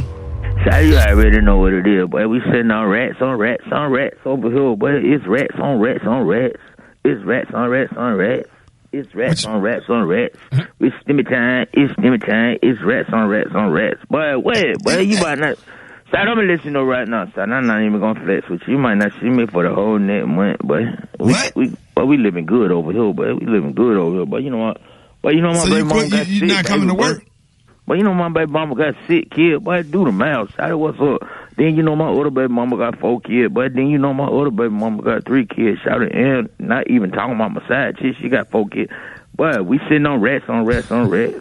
It's rats on rats on rats. That's on you. And what you talking about 30 rats, 30, 40 rats? Shout out and came up so good, boy. And all my baby mama let me flip that money. But you already know what it is. But you ain't finna see me now time in March. But now time in April. Shouting.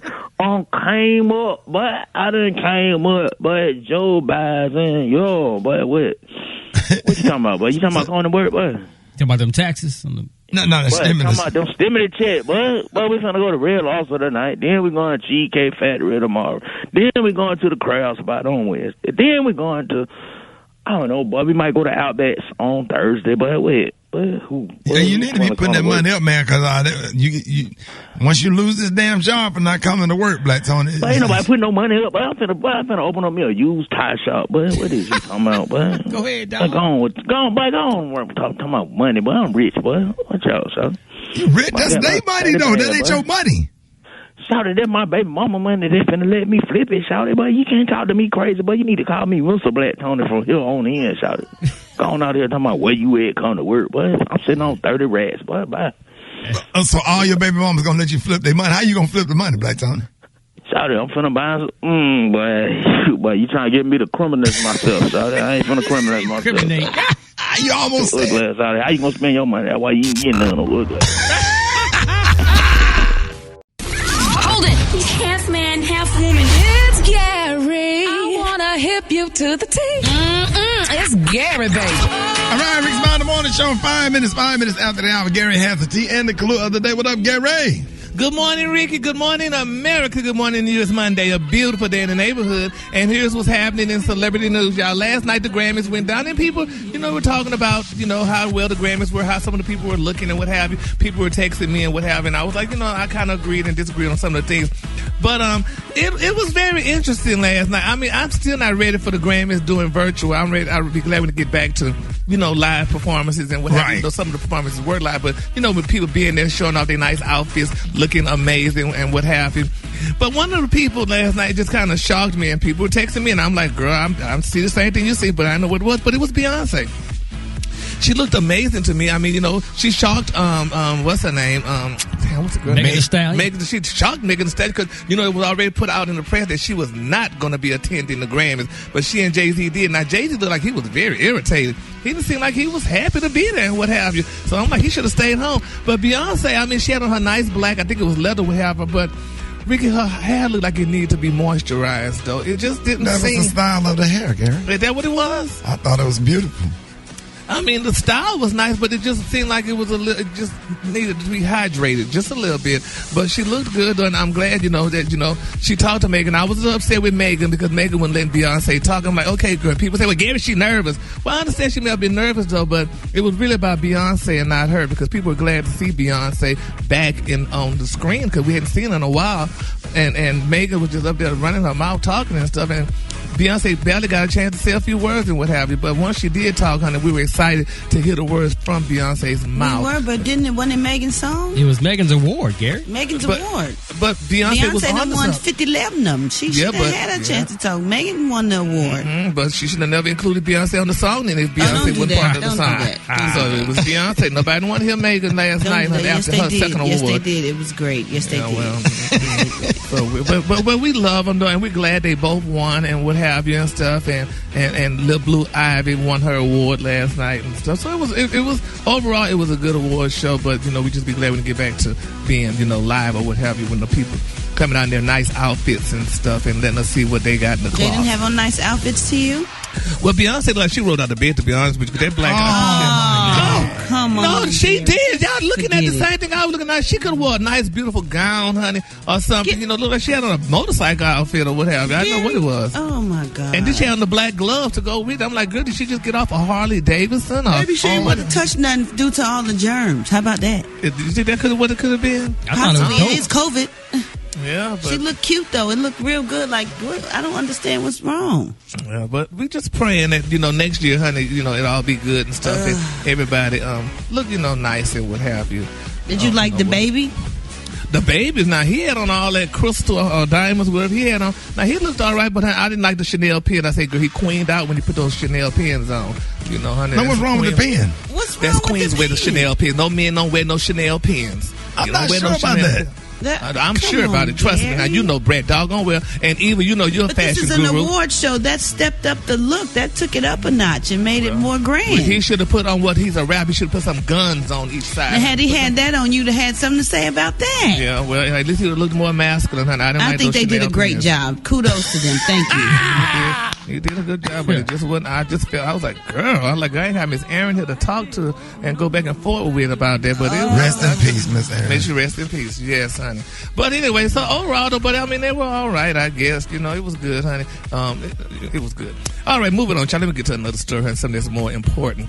All right, moving on, child. Plies is speaking out, baby. Plies said it was him on that recording. It was not Kirk Franklin. He said he is taking responsibility for the Kirk Franklin recording of him cursing out his son. He said it was him. He said, I got to put my dog on the album now for real. He said, he sounded just like me on that phone, big. He said, ain't none of us perfect. Plies tweet, he said, that was not my dog on that phone. That was me. And he said he's taking full responsibility for those actions, y'all. So that's good that Plies is definitely doing it. Because that probably wasn't Kirk Franklin. That probably was Plies on there. Plies. Doing that, all that curse. Because I know Kirk Franklin is a Christian. And I know, y'all said Christians do curse, but I know Christians don't curse like that. Oh, yes, they couldn't do. Have been. Yeah. Oh, you ain't heard the best of them. Yes, sir, the best. Yes, sir. My grandmama was one cussed away and went straight to heaven. Okay, honey. Well, Plies said it's him, and I believe it, honey. So. All right, moving on to my final story, y'all. This is a great story, y'all. Jennifer Lopez, baby, they say she already got her new man. It's being reported that Jennifer Lopez is now dating Lenny Kravitz, y'all. Now, they say Lenny Kravitz joined the cast of J-Lo's new film, Shotgun Wedding, honey, last month. And they say it seems like they've been spending a lot of time together. Because they're working together, Gary. It's a but film. That don't mean Brad, when people spend a lot of time together working, that's how relationships start. She's with A-Rod. Please don't start this rumor. She's with A-Rod. I thought they broke up. They didn't break up? Not break up. They broke up. She said they didn't break up, talking about they trying to find time. They're working together on a movie with Lenny Kravitz. They're with working Lenny Kravitz, on a movie. Just because you like A-Rod, honey, no. Together. They are not together. And I don't like A-Rod like that. I like Lenny Kravitz personally, but they not together. They together. My thing is this: Jennifer Lopez are used to dating black men. She didn't date out of her race, honey, when she started dating A-Rod. So you know doggone well that whatever. She had to come back home. She got kids with Marc Anthony. Come on now, you pushing it. Once you go black, you never go back. When she left Puppet, she got with what's her name, honey, but she's back. She went back. Yeah. Watch. Follow what I say. No, I refuse to. Don't put that out there. The color today, Brad, honey, is one of my favorite colors. My color today is peppermint patty. On the high end, you say peppermint patty. And on the low end, just say pink. That's your color for today, honey. Peppermint patty. That's you. Y'all give it up to Gary with the T. The Rickey Smiley Morning Show. It's the front page news. It's what's trending now. All right, so here's what we got going on this morning. The stimulus checks are starting to hit bank accounts nationwide. And listen, our money expert, Jini Thornton, joins us this morning to answer some frequently asked questions. So if you have a question for Jini about the new American Rescue Plan and getting your money, call us up right now at 866-9-RICKEY. Jini, good morning. Hey, good morning, Ricky. Good morning, everybody. Yeah, happy to have you this morning. I guess we're going to get this thing because the phone lines are blowing up. So who's eligible for the stimulus checks and how much can they get and by when? So the new stimulus checks are going to be $1,400 per person. So if you made under $75,000 last year as an individual, or if you're married and you all made less than $150,000, then you're both eligible. But Ricky, what's really good news is they expanded the definition of dependent. So if you have a child, if you have a college student, even if you have an adult child who has a disability, or even if you have an older relative that you have been taking care of and claiming on your taxes, each one of those people also are entitled to that $1,400. So if anybody needs some help calculating this, I posted on my Instagram how to calculate what you're going to get at Jini Thornton, JINITHORNTON, so you can do that calculation. Well, I was just going to say, Malik, I'm going to put his helmet on and send a picture down there. Yep, yes, sir. Yes, sir. Let's go to the phone. Rickey Smiley Morning Show. Good morning. My question is, what happens if you had to change your checking account and you couldn't update it with the IRS? Are they going to send a check now, or how do you end up getting the money? So good morning. So yes, if you've changed your account, then you most likely will be part of the group who are going to receive a check, and they are going to be probably in the second or third wave. Right now, they're only releasing the direct deposit payment. All right, Joe, Jini Thornton, good morning. Yes, I filed my taxes, and I had a newborn in 2020. I received my stimulus payment, but the stimulus payment for my newborn is not on my stimulus payment. So how would I go about getting that stimulus payment for my newborn? Well, unfortunately, you are not going to be able to contact the IRS right now. So what they're going to do, we're going to have to give them a few weeks, because remember, this just got approved last week. And then they're going to give us direction on how we're going to be able to circle back and communicate issues. More than likely, though, this is going to take a lot of time, because remember, we are in the height of tax season as well. So you're going to have to be patient. Sound like he had the baby. All right, let's He's like crazy. Like he laying in the bed, like he the gay bird. I'm sorry. Let's go to the next. My newborn. Yo, Jini Thornton, good morning. Jini, I would like to know, when there's check fraudulent, we just found out that we're receiving our stimulus check, but it's under another account number it's not ours. So what do we need to do? Who do we need to contact? It's interesting. There have been a lot of problems with that with the IRS. So you're going to have to go to irs.gov. Again, it's irs.gov. And then you can look in their stimulus check section and find out the steps that you're going to need to take to let them know about fraud or problems that you're having. All right, John, you're not doing. Good morning. Quick question. I just moved out of my apartment, and so I want to know if there's anything I need to do to make sure I get that stimulus check. What are the things I need to do? I know they already forwarded my address to another address, but is there anything I need to do as far as going down to the post office still? What do you think?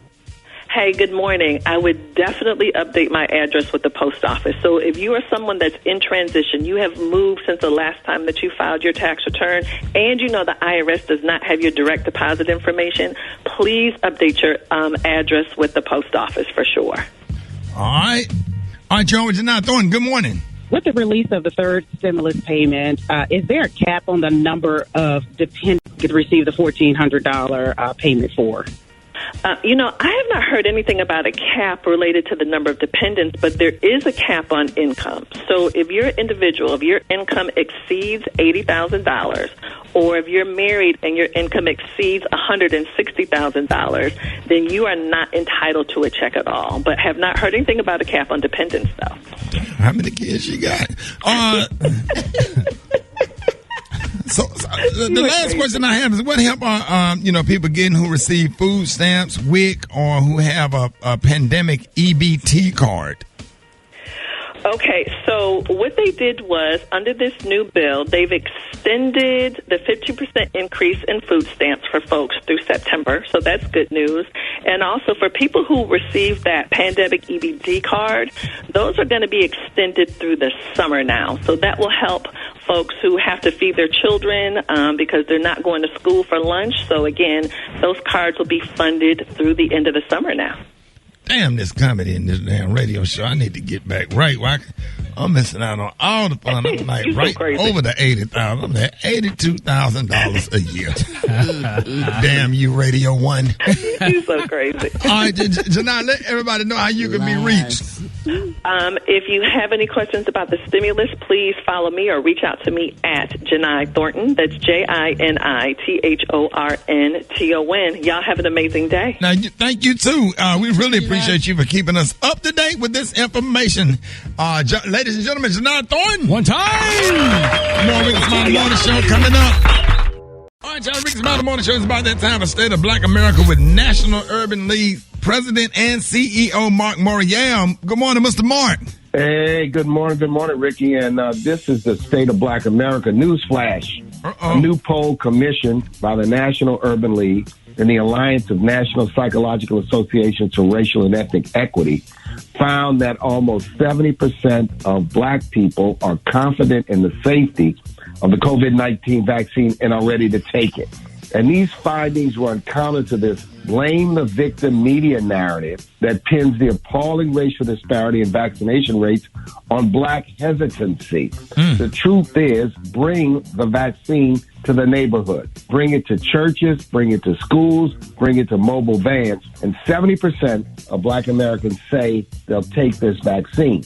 Now, some are hesitant. And for those that are hesitant, our research found that information is key.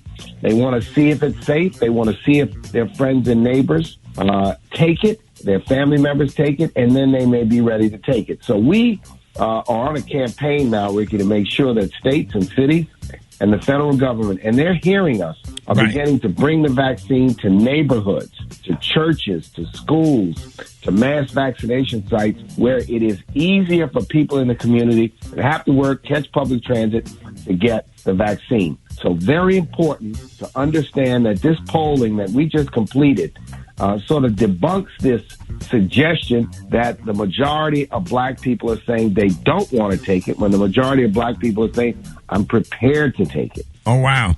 Are you on the road to being fully vaccinated yet? I've done my first shot, and I'm proud to say I did it at Metropolitan Baptist Church in Newark.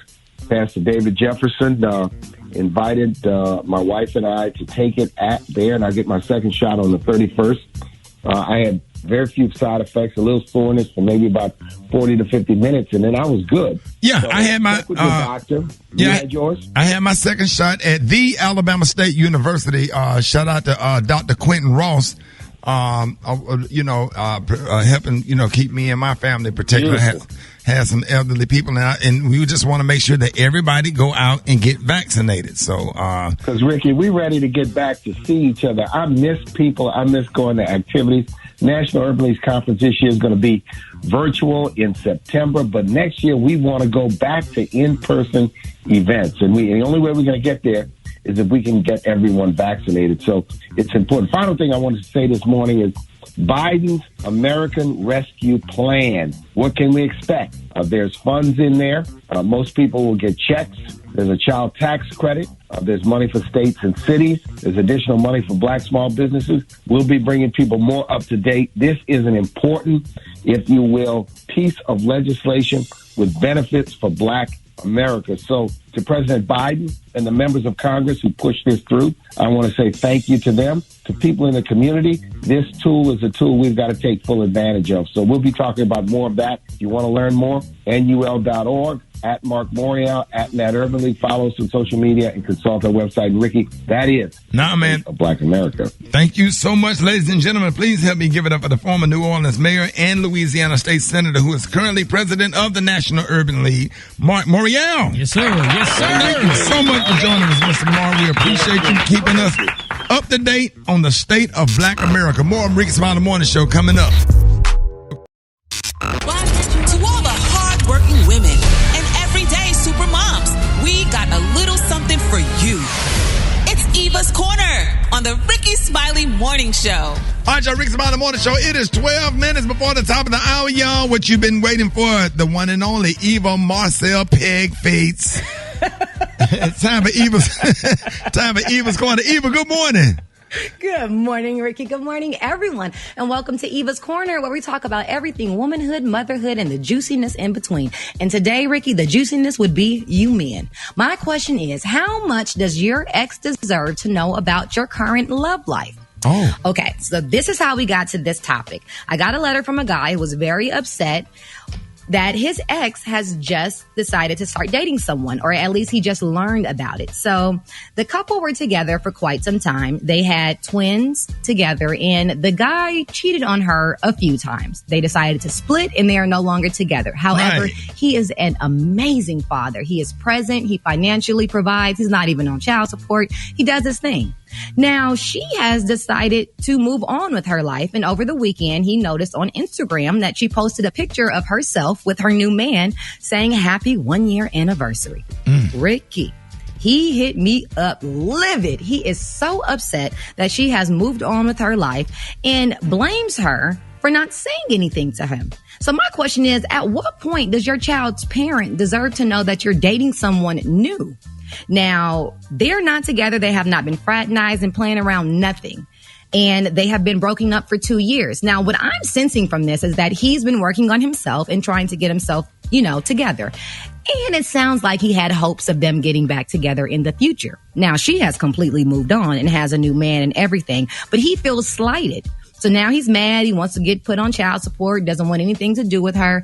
But my question is does he really deserve to know that she's dating someone new? You got especially if the kids haven't seen him. The kids had never met him. Wait, I'm confused.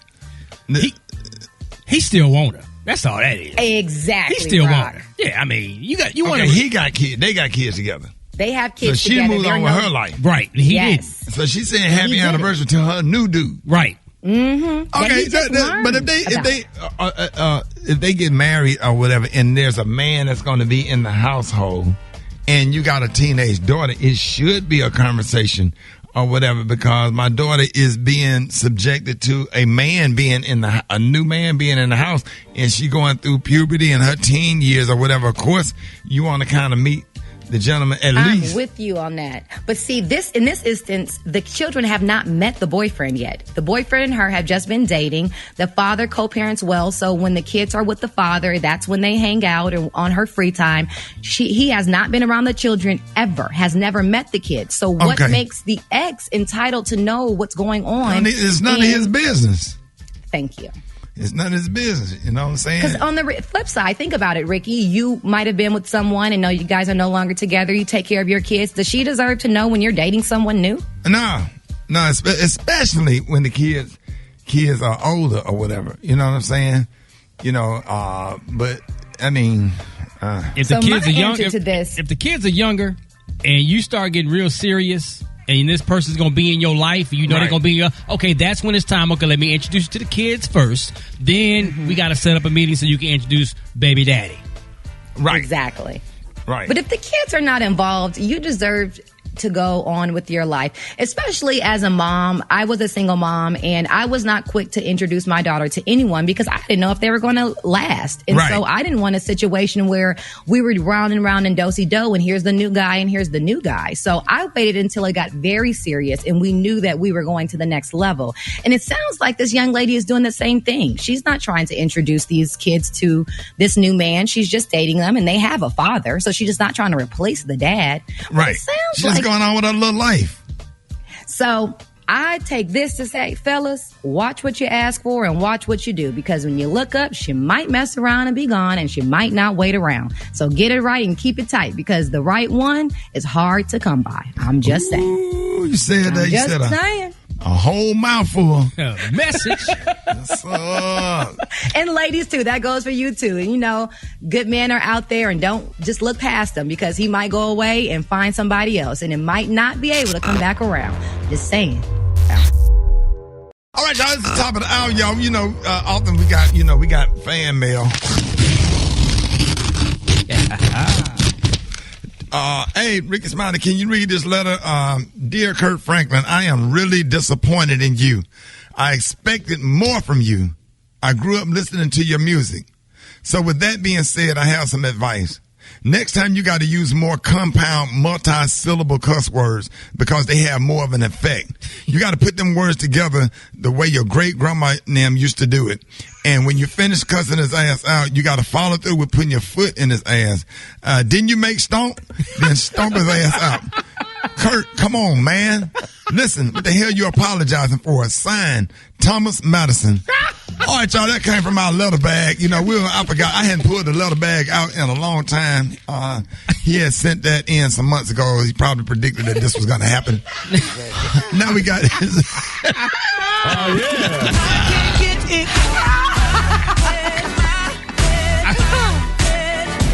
Right there. That's the best part of that song. Boy, that song gonna be in your head all day.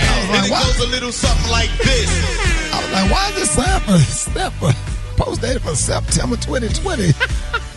There it is. It all makes sense now. We need more letters from him, man. He saw this coming. All right, y'all. People that was in a group that left the group and went solo. So let's start it out with Johnny Gill. Here's My right here, Rickey Smiley Morning Show. 2 minutes after the hour, y'all. Oh, man. Hold her hand if you're in the car with her right now. If you're in the car with her right now, hold her hand. Not like a child walking across the street, but in between the fingers. In the print, yes, sir. And I hope you ain't ashy in between your fingers. Mama. Let me show you how sweet it's gonna be.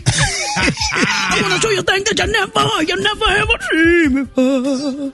And then what he said after that, Brat? Let your night gown on, let your hair hang low. Step in the room. I'm gonna love morning. Listen, mine.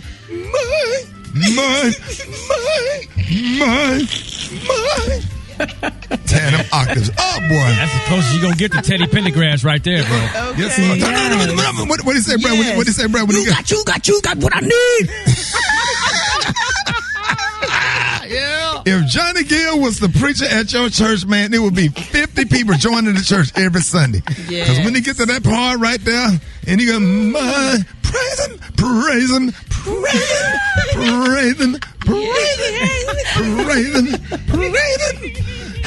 Hey, Deborah Cox. Yes. If Johnny Gill was your preacher.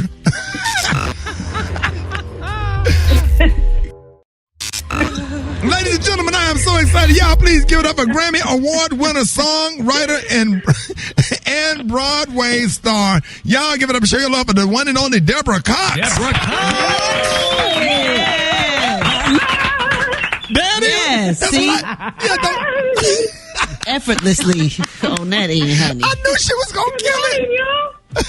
Good morning. We are so excited to have you on this morning, and congratulations on your new VC Andrews movie series you're a part of. And how was it like working on the project, and what can we expect? Thanks, guys. I'm excited about it. I'm doing quite a lot of acting, and this role is very, very different. I play Mrs. Thibodeau, who is like the confidant of the character Ruby. And it's a series that's going to be over the next weekend, this weekend and next weekend. And it's called Ruby. And I play Mrs. Thibodeau, who is like a close confidant. It's kind of mysterious. She finds out a lot of family secrets. And it'll air on Lifetime this weekend, this Saturday. Oh, wow. Congratulations. Now, I know that COVID has put on hold some of your projects, but will we see you in any upcoming films outside of this year? Yes. I'm actually in Toronto right now doing something for HBO, and I just shot something else in Atlanta. It's been pretty busy for me. God has been really, really good. So I can't complain. But I've been working on the acting and finishing up some music with Rico Love, and then working at Alpha as the executive director. Shout out to Lucci Lane and everybody at Alpha. So I've been pretty busy. Okay, Deborah, well, everybody they had fun with the Deborah Cox challenge. I mean, it was so fun seeing people trying to hit that note, because a lot of people would get to that note and stop because they couldn't go up that high. But you know what? I know what you're talking about. Yeah. Now, to all the people who did it, who do you really think nailed it? Because I saw when you did some thank yous. It was so hard. You know, the great thing is that everybody kind of brought their own vibe, their own feel to the song. It's a song that's resonated and you know, has transcended decades, you know. I just love seeing all the kids sing it. You know, all these little babies and their aunties and their grandmothers singing the song. You know, that's when you know you have a song that really stays with you, really sticks with you. Deborah, can you hit it for us? Can you hit it for us right quick, please? Because you do it so effortlessly. Like, was it too early? 9 o'clock in the morning. How did you get here? Nobody's supposed to be here. I've tried that love thing for the last time. My heart says, no. Oh, wow. Nobody's supposed to be here. But you came along and changed my mind. Oh, Gary! You're right, baby. Gary! That's how you wake it up, did honey. that, honey, early in the morning, honey. Gary, and that's your song, Gary. Tell her why that's your song, Gary. You know what, Deborah? That's my song because somebody always popping up at my house, honey. And I want to know, how did you get here? Ain't nobody supposed to be here. Nobody, honey. I love that song. Yes. Thank you. We are so happy. Hey, congratulations. Let everybody know how they can follow you. You can follow me on Instagram at Deborah Cox, or follow me on Twitter, Deborah_Cox, or go to Facebook, Deborah Cox, DRG. I love you guys. Thank you so much for your support over the years. It's so good to see it. Well, not see you, but hear you. Absolutely. No, we are so excited to have you on this morning. I feel the energy. Yes. We absolutely love you. Make sure that you do not miss VC Andrews Ruby this Saturday, March the 20th at 8 p.m. Eastern on Lifetime. Ladies and gentlemen, y'all give it up and show your love for Deborah Cox. Congrats on Easy Way. Yes. Oh, thanks so much. Yeah, check that out. It's on YouTube. It's on all platforms. Shout out to Rico Love and D-Town the Great, and more music coming to you very, very soon. That is. All right, y'all. It's up to y'all. Eva, Rock T, Brat, whatever. Y'all can do the front page, or we can address these grown ass kids. It's up to y'all. What y'all want to do? Hey, man, I'm good either way. I said whatever you want. Kids, yes, sir. This is Eva. Eva. You go in, you keep it 100. Let's address them. You can change the music. You can give me that Marvin Gaye. That Marvin Gaye, that Erica. Let's get it. Let's go. Special K is like my brother. We've been working together for over 20 years, and we have raised our kids. Rock T, Head Crack. A lot of us, we raised our kids together. Yeah, I just want to say something. I want to give every single parent out here a word of encouragement this morning. And man, God bless you and God bless your life. God bless everything that you tried to do for your kids. And I want y'all to understand that all of them ain't going to appreciate it. Eva, you doing some real good, solid foundation groundwork right now, you and Mike. I watch y'all on Instagram. I'm glad to be a part of your family. I love what you're doing with Marley and those babies. Keep doing what you're doing. And I want everybody to understand, whatever, just because they raised in your house, that don't mean they're going to turn out the way that you would like for them to turn out. Some of them start to develop a sense of entitlement, and they start to go left, and they'll go left on you. And I want to tell all you adult parents out here, man, you don't have to put up with these grown children stuff. And I want you to understand, man, it ain't about giving them something. You cannot overcompensate for father not being there or overcompensate for the mother not being there by giving them everything. Because what you're doing is creating monsters. Right. When they become disrespectful, when they start talking to you like you crazy or whatever, you need to use this button on your phone called the block button. You don't let everybody experience your great presence. Give them an opportunity to admit. Look at all the kids that's out here who had to sit on the front row while their mama lay in the casket before they got to high school. And you got a mama and you got a daddy, and that's how you talk to your mama and talk to your daddy and be disrespectful like that. And think about all of these other kids that done buried their mother and their father before you got to high school. Imagine the trauma of them rolling your mama or your daddy casket out of that church when you was in middle school. Right? And you got a daddy? You got a daddy that will give you counseling and will give you some love, that will do something for you, that did buy you a piece of used car when you got 16, like I did. Never bought a new one, but you got a piece of used one.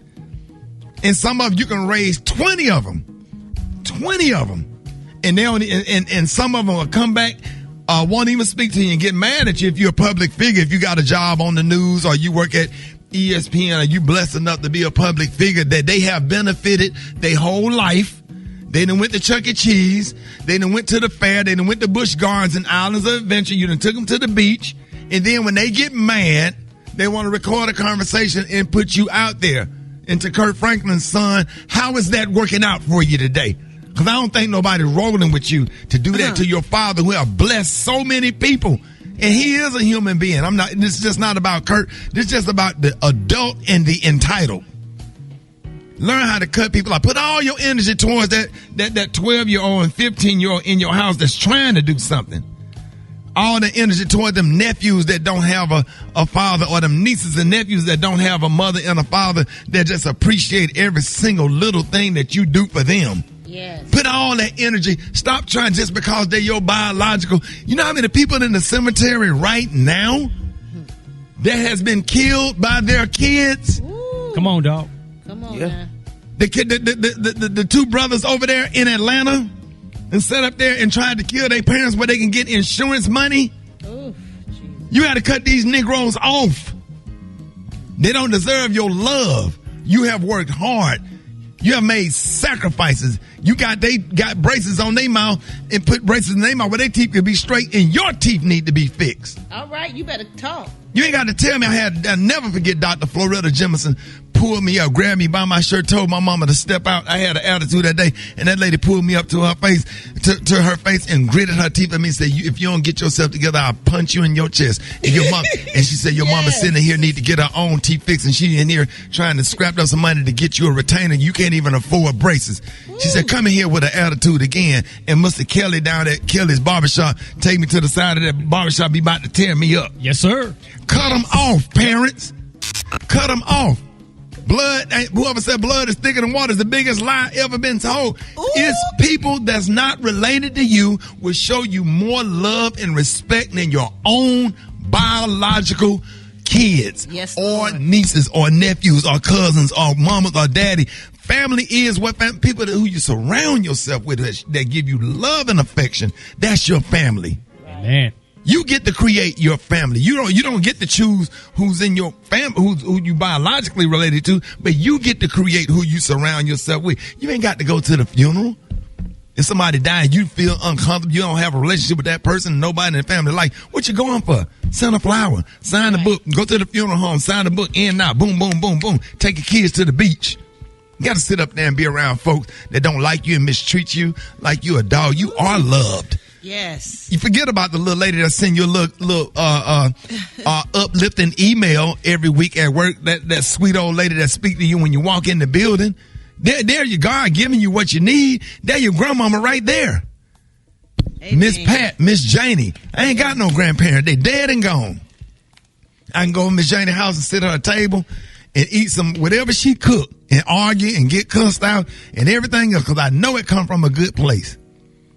Stop kissing these kids' ass just because they're yours or trying to overcompensate for them, for their lack of a father not being there, a mother not be there. Love who love you. Love yourself enough to not to get disrespected by no Negro, whether they're yours or not. Cut them off. Stop gracing people with your presence and being kind to folks that mistreat you and don't love you and that will get out there and mistreat you. I can write a whole book on stuff like that. Teach people how to treat you, bro. And you know what's funny, Rob? Yes, sir. The only people that don't speak to you are only people that you have helped. Yeah. Yes. People that you ain't did nothing for. Yeah. Love you to death.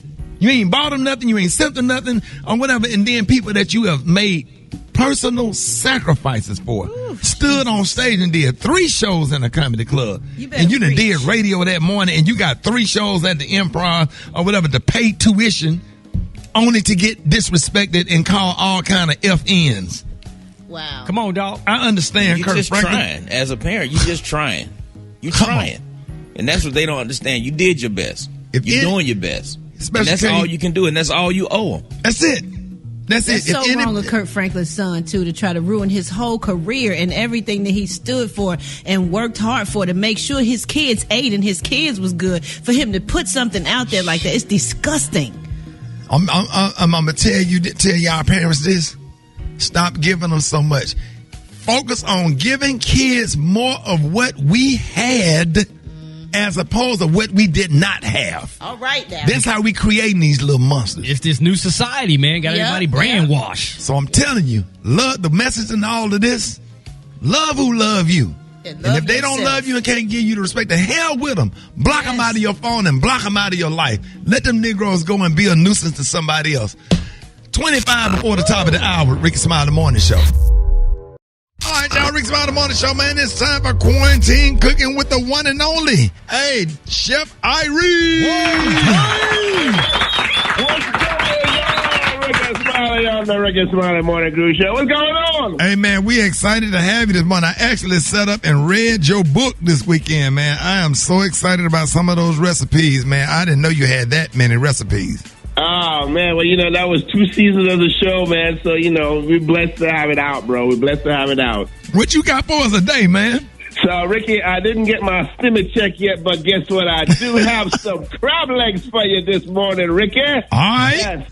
Yeah, we got some crab legs, some shrimp, some crawdaddies, and we gonna saute them in some sweet chili garlic basil sauce. That's what we got today, Ricky. What we need for this thing, we need sweet chili sauce. You can get that in your Asian market or in the Asian section in your supermarket. He says sweet chili sauce? Yes, sweet chili sauce, man. Sweet chili sauce. And we're going to hook it up with some garlic, some onions, some scotch bonnet. And we also got some green mangoes in this baby right here, too, bro. And you can't forget the basil. We need fresh basil leaves. And we good to go, man. And, of course, your crab legs. We got snow crab legs. And we got crawdaddies. And we got some big shrimp, bro. And this is real easy, man. It's a nice one-pot dish, bro. Fling in your onions and your garlic. And don't forget some ginger. Right. Some ginger. Saute that down. You're going to add your mangoes to it. Then you're going to add your sweet chili sauce. Mix that in. And then we're going to sort of deglaze the pot a little bit. And we're going to add some white wine and some stock. Let that cook for a little bit, and then you add your crab and the crawdad. You can get crawdaddies in the freezer section because usually it might be out of season. So, but right now it's season. You can get fresh crawdads, and you cook that down. Add the shrimp towards the end, season it up, and then when the shrimp is cooked, add some butter because the butter is gonna add some creamy deliciousness to this sauce. And when you add the butter to this dish, turn the heat off because the heat is going to melt the butter and let the butter incorporate into that sauce. Right. You put that crab legs down, shrimp, crawdads, and pour that sauce over it. Ricky, trust me, you won't even miss that stimmy check, bro. You won't miss the stimmy check. And let everybody know how they can find this recipe. You can find this demo video on all Rickey Smiley official pages. You can find it on my pages too. I am Chef Ari on IG. Where else can you find it? Facebook, Chef Ari, Twitter, Chef Ari, chefari.com, and don't forget, buy the cookbook, Tasty Islands, Caribbean Adventure in a Caribbean Kitchen on Amazon. Thank you very much. No, man, thank you, man. Y'all give it up for Chef Ari. More Rickey Smiley Morning Show coming up. What's going on, everybody? Chef Ari here in the house again one more time. Yes, we are going to cook up something sumptuous, another one-pot meal, because, quarantine cooking and all, but hey, what can I say? We're going to make it happen. Yes, here in South Florida, private chef caterer, personal chef, all that, take care of clients, take care of events, it's all about the food. So, you want to become a client, you want to have an event, DM me, hit me up on IG, I am Chef Ari, Facebook, Chef Ari Spice, Twitter, Chef Ari. Yeah, I'm there. Website, chefari.com. Tasty Islands, Culinary Adventure in a Caribbean Kitchen on Amazon. Buy it. All right, what are we cooking today? So, the joke around social media, stimulus checks are coming out soon. And everybody's like, make sure you don't spend your stimmy on crab legs.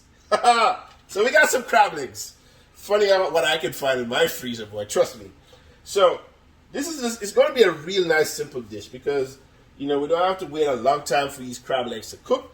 And we're going to pair them or put them together with some crawdads, crawfish. Yeah, they're already cooked. It's in my freezer. And we also have some shrimp. And they're all in their shells. More flavor. Yes. So this is not kind of a shrimp boil or anything like that, but it's sauteed, blend of flavors, and we're going to add some really unique flavors now. So we got sweet chili sauce.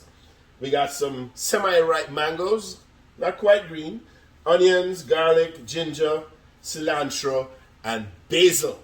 Yes, basil. Yes, that's what we got today.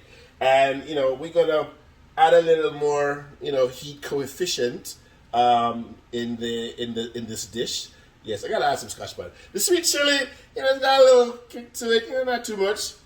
West Indian, Caribbean, Jamaican. So we want to add a little of this. Yes, we want to add a little Scotch bonnet in there. Yes, just so it's nice and happy. All right, let's get this thing started. So my pot has been heating. We're gonna add some oil. This is a grapeseed and olive oil blend. And we're going to add our onions. Yes, this is julienne onions. Onions cut in strips, very thinly. We're going to turn the heat up just a little bit because we can and we should. And this is probably about what? I'd say half a cup. Almost, 3/4 of a cup. Give or take. All right. Everything. We're using everything today. We're going to add our ginger, chopped ginger. Yes. And this is probably about a tablespoon of chopped ginger. And we're going to add some garlic. So we had about maybe 5 to 6 cloves of garlic. Thinly sliced, not chopped, but thinly sliced. We're going to add that to the pan. Yes, I like doing these dishes one pot. I don't love the whole cleanup thing. but it's nice and easy for me to come to you and do these dishes like this. It don't take too long, right? Besides, I'm making all the use of my available space. Yes. All right. So we're just gonna let the onions and the ginger and the garlic get happy. You know, don't have to get to the translucent stage just quite yet. All right. What we're gonna add next? We're gonna add our mango. We're gonna add half the mango that we have. So we definitely have about a little over a cup. So we're gonna add half this mango, and yes, they've been cut in strips. You know. I'm gonna add half. Stir that around some more, and of course, we're gonna add a little bit of Chef Barry spice blend. Yes, working on it, working on it. All right. You know, coriander, ginger, cumin, onion powder, garlic powder, paprika, blah, blah, blah, blah, blah. Yes. All right. So we're not going to add any salt to this dish. The snow crabs are naturally from the sea, and they've been cooked, you know, cooked and flash frozen. Yes, and that's how you get them. And they already have a natural saltiness to them. You know, whatever they cook them in. They cook them in salt water. Yeah, good. The crawdads, they're already cooked, like I say. So they have a decent amount of salt and seasoning to them as well. So the only thing we're going to season, we're just going to add a little oil to these scrimps. Alright, and we're going to add a little of the spice blend over them. Make sure they're happy. Alright, toss them over. Yes, I know it's on the shell, but once you add them to the pot, it's going to get happy. Alright, mango, onions, garlic, ginger, and here's what we're going to add right now. We're going to add our sweet chili sauce.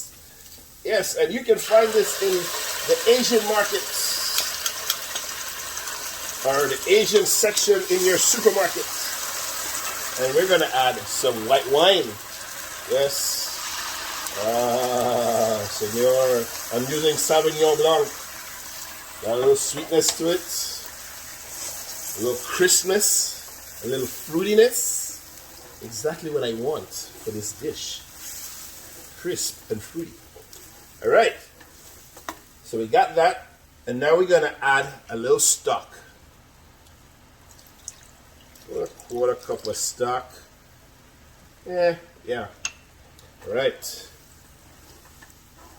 Sweet chili crab legs. All right, we're gonna add our crab legs to this because what I did earlier, I'm gonna show you real quick. I did it to this one. Did it to this one. No. I did to this one, and I'm going to do it to this one. So, if you get the bigger snow crab legs, you can go ahead and, if you take the time and take the meat from the shell, you can do that. But what I'm doing right now, I'm just going to score the crab legs lengthwise so all the flavor of this sauce can get into these crab legs. So, get a smaller knife, not your big knife, one that you can manage. You can use even a pair knife, but this is good too. And just run the knife down the length of the crab leg. Alright. Nice.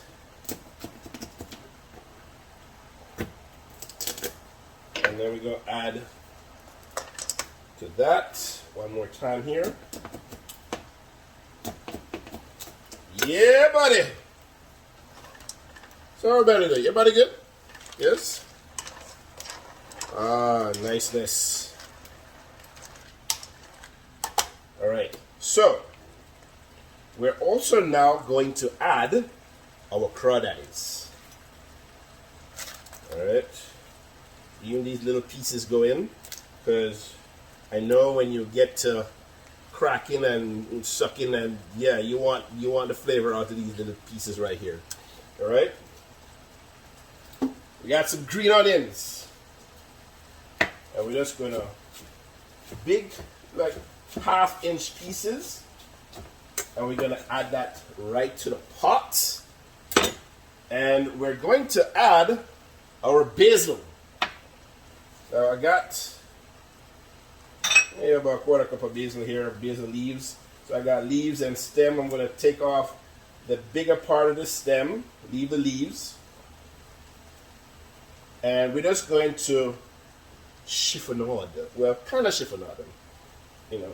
And what that means really is you're going to take the basil leaves individually, and you're going to stack them on top of each other, just like that. And then you're going to roll them up like a cigar, like that, and then just chop or slice. Yes, right. So you end up with little shreds of basil. So I'm just going to do that real quickly, and I need to get a lid for this pot because I would like for it to steam. So let me just add the basil real quickly, and then put a lid on this pot, because this dish does not take very long to do. All right. Oh yeah, baby. All right, let's get the lid. So we're gonna stir this up real quick. Make sure we got sauce and everything going all kinds of way. Cover this nice and tight. So we have Scotch bonnet, and we got leftover mangoes and leftover green onion, and we also have some lime juice. So you want to let this go for maybe about 2 minutes. So what we're going to do is get our lime ready and our Scotch bonnet, all right, and the rest of the green onion, and then we're going to add our shrimp. Yes, righteous. And I'm going to use about half of a Scotch bonnet, seeds and all. Yeah, give it a nice chop. Yes. And then we have some cilantro. So, about 1/4 of a bunch. We're going to rinse that off real quick. Should have done that earlier. But you really want to make sure that your parsley and your cilantro is washed very good, even if you're getting it from the store. And right now I don't care much that it's dry. I just want to make sure that it's washed. All right. And then we're just going to chop that up. Doesn't have to be chopped fine. Just once right through the bunch. All right. So we're going to, at this stage, add our shrimp. Okay. I'm gonna add our shrimp. Oh yes, this is looking good. This is smelling even more delicious. Yes. Put our plate away, because we can do that. Have one ready. We have some butter. Yes. And what we're gonna do also is add our mangoes, the rest of the mangoes on top. Add that in. And we have our lime. So I want to do some zesting. And this is just going to add a little extra note, you know, to balance this dish out. We need some citrus. So we're using lime today. And lime and the chili, the sweet chili, they go awesome together. Lime with that basil go awesome together. Lime with that wine goes awesome together. Yeah, so we're basically using our microplane, fancy name for a handheld grater. And, and we're basically just getting the rind, or this, yes, not the rind, the zest, sorry, rind, zest. The zest of the lime, the rind would be this white piece here. You don't really want that. That's kind of bitter, all right? And Boom. And not only are we going to use, and you know what I didn't have today? Actually, I think I do. Yes. I'm going to get it in a sec. Because we must. We are going to add the lime juice. So the juice of 1 lime. I'm going to give it a quick stir. Alright. Because we want to make sure that the zest that we just put in there gets mixed in. Alright. You can use one of those, fancy juicers.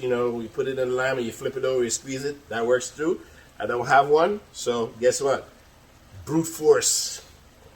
Alright. Squeeze that. That's done. Guess what? We're going to stir. Yes.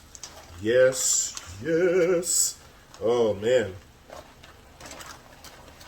Oh, yes. This is going to be beautiful. This is going to be beautiful. All right. Un momento, por favor. Yes.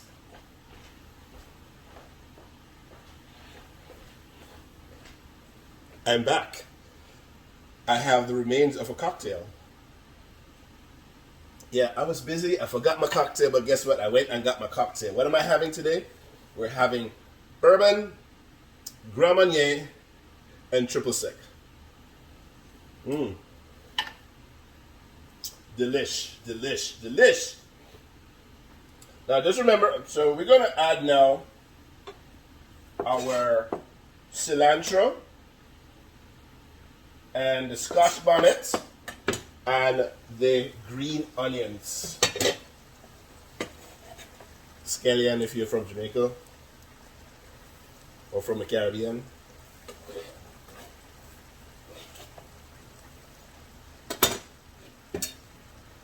We're going to give it a good stir.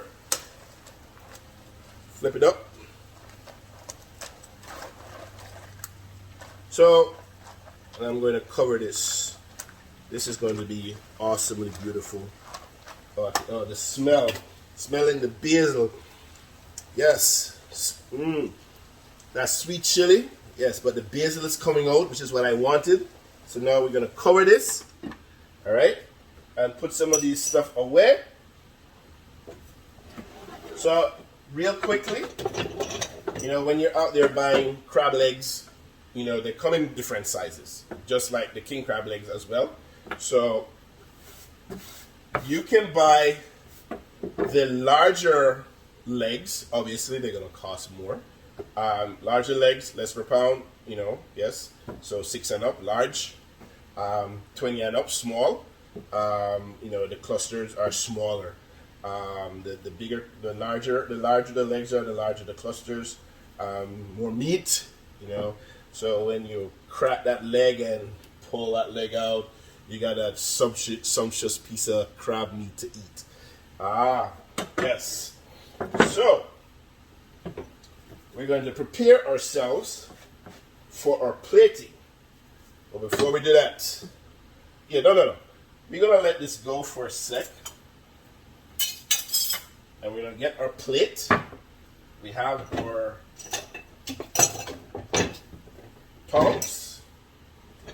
Alright, we're going to give it a stir. And like I said before, this doesn't take long. The crab legs are already cooked. And what we're just really trying to do is get some flavor of the sauce in these crab legs. The shrimp does not take long to cook. I told you before, a couple of minutes for shrimp. You don't want to cook the shrimp to death. The crawdaddies, they're already cooked. If you want, you could have added some Cajun seasoning to add a little, spiciness besides the Scotch bonnet, but we're good. So here's what we're going to do. Yes. We're going to plate up, get our crab legs on the plate. Yeah, buddy.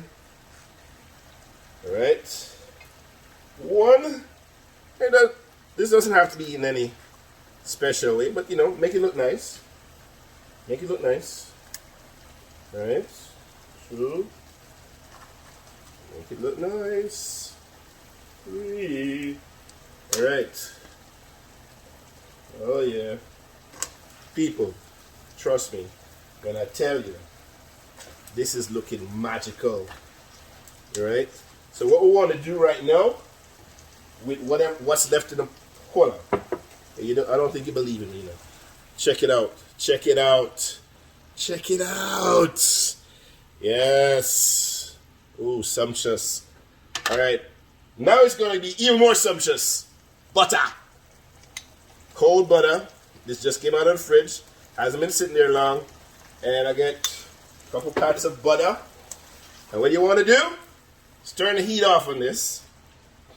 Add a little more, the rest of the stock, good. And you just want to stir this around until all the butter has melted.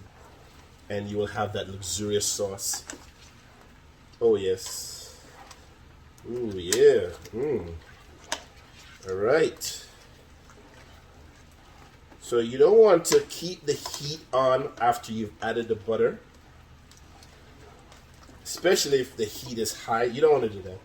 The heat of the pot and the heat of the liquid will be enough to melt that butter. And it will incorporate into the sauce. And it will make it nice and creamy. All right, people.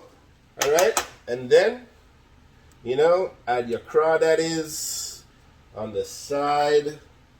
Make them look sexy. That's what we're doing right now. Making it look sexy. Add some shrimp. Add some shrimp. This, my friends, is almost an ultimate feast. Yes. We don't need to fry nothing. You know what I'm saying? We don't need to cook it to death. We just want flavorful, sumptuous, delicious food. And this is what we're doing right now today. Yes. Crawdaddy up top. Look here. And then,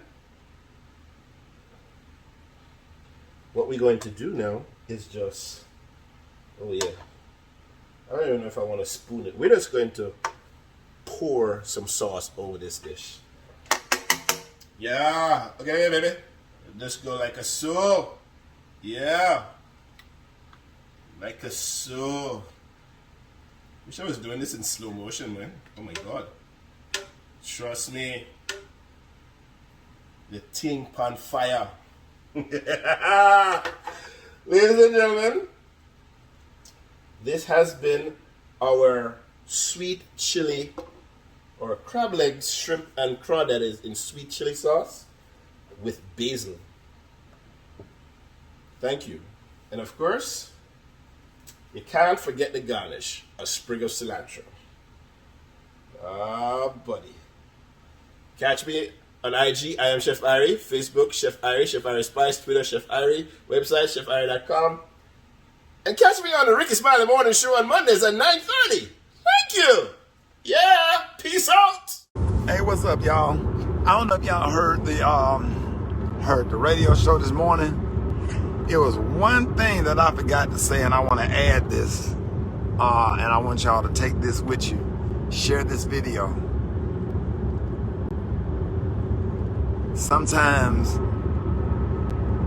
in addition to the things that I said on my radio show, as far as the whole situation with grown kids being entitled, and I kind of mixed it up with family members and just how to keep your life clear. One of the things I wanted to say was, God don't bless mess. And God is also not going to bless you with new furniture if your house ain't clean. Even if God gave all of us everything that we wanted, everything that we desired, you can really enjoy it anyway because you got all these garbage people in your life. See, God ain't going to bless you with new furniture if your house ain't clean. Clean your house. Get all these garbage people out of your life so you won't have all these downers and distractions and crazy text messages and drama in your life. All these blessings that He bestowed upon you, and you can't enjoy it anyway because you got all these drama people in your life and drama going on and this, that, and da-da-da, and now you're distracted and you just can't simply relax and enjoy your blessings. Man, you better get a good, tight cutoff game. Cut them off. Everybody, it's not intended for everybody to be in your life. So in addition to what I said on the radio, this is when I got in the car, I was like, I really forgot to share this part right here. God don't bless mess. And if he do, would you be able to enjoy it anyway with all of these distractions and leeches and users and manipulators and certain kind of people in your life? You understand? Man, I didn't even get blessed, man, until I got certain things, certain management, certain people out of my life. And when I got all that stuff clean and cleaned my personal life and got around real friends and got rid of the family members the relatives, and started enjoying the family members that was respectful, grateful, and appreciative, then God started to bless me more, and then we can enjoy all of this together. You understand? So I say all that to say this.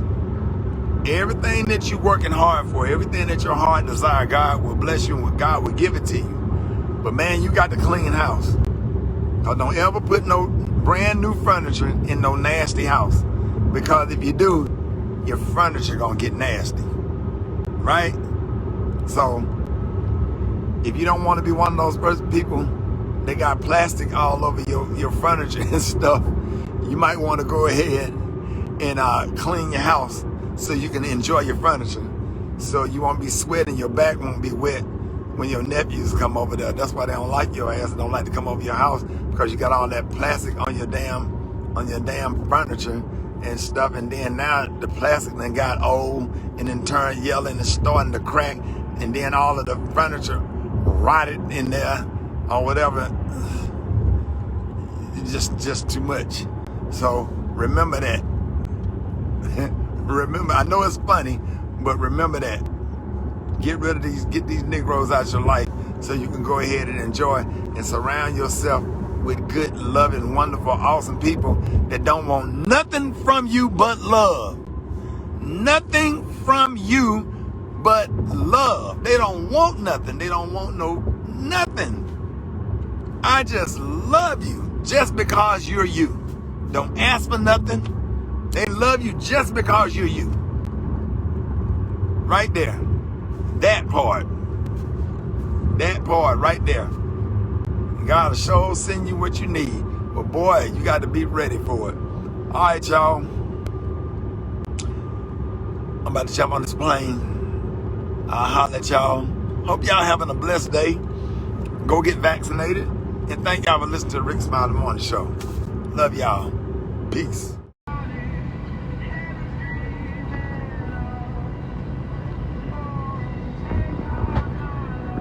Yo, son, let me say this. I want to say this on behalf of everybody in the crab community. Crab lives matter. I want to say this, and I'm going to try to keep it relaxed. I'm going to try to keep it chill. I'm going to try to maintain my composure right here. But I just got to say this, yo, because I lost my whole family since February. You know what I'm saying? We supposed to have a family reunion in this month, and I lost my whole family. I ain't got no family left, and I just want to reach out. I want to reach out to all the black people in Atlanta, yo. All the black people in Atlanta. I just want to say to you, there's more delicious creatures in the sea than crabs. But we know that with the upcoming stimulus money coming in, your bank account's going to be fat. And you got tax refunds coming in, your bank account's going to be even fatter. We got scamming at an all-time high in Atlanta. Everybody got money flowing down there, yo. But I just want to say this, yo, there's more delicious animals in the ocean than just crabs. But you go to Atlanta, and all you see is crab this, crab that, the crab boil, jumpy crab, juicy crab, not so juicy crab, crab house, crab hut, crab shack, crab patio, crab porch, crab living room, just crabs everywhere, yo. It's like, Do y'all know how to eat anything other than crabs? I thought black people was into chicken. Whatever happened to the chicken? We ain't got no chicken hut. We ain't got no chicken spot. We ain't got no chicken boil. It's all just crabs. And now I ain't got no family left. I lost 300 cousins. In 1 month, I lost 300 cousins. I lost my moms. I lost my dad. I lost my brother. I lost my sister. My best friend, my best homie, gone. Only reason they ain't get me because I know how to hide when them nets come out, yo. So look here, son, on behalf of Crab Lives Matter, let me just say this. Chill on the crabs, B. Relax on the crabs, B. Yo, find you something else to eat, yo. What about oysters? You ever tried oysters?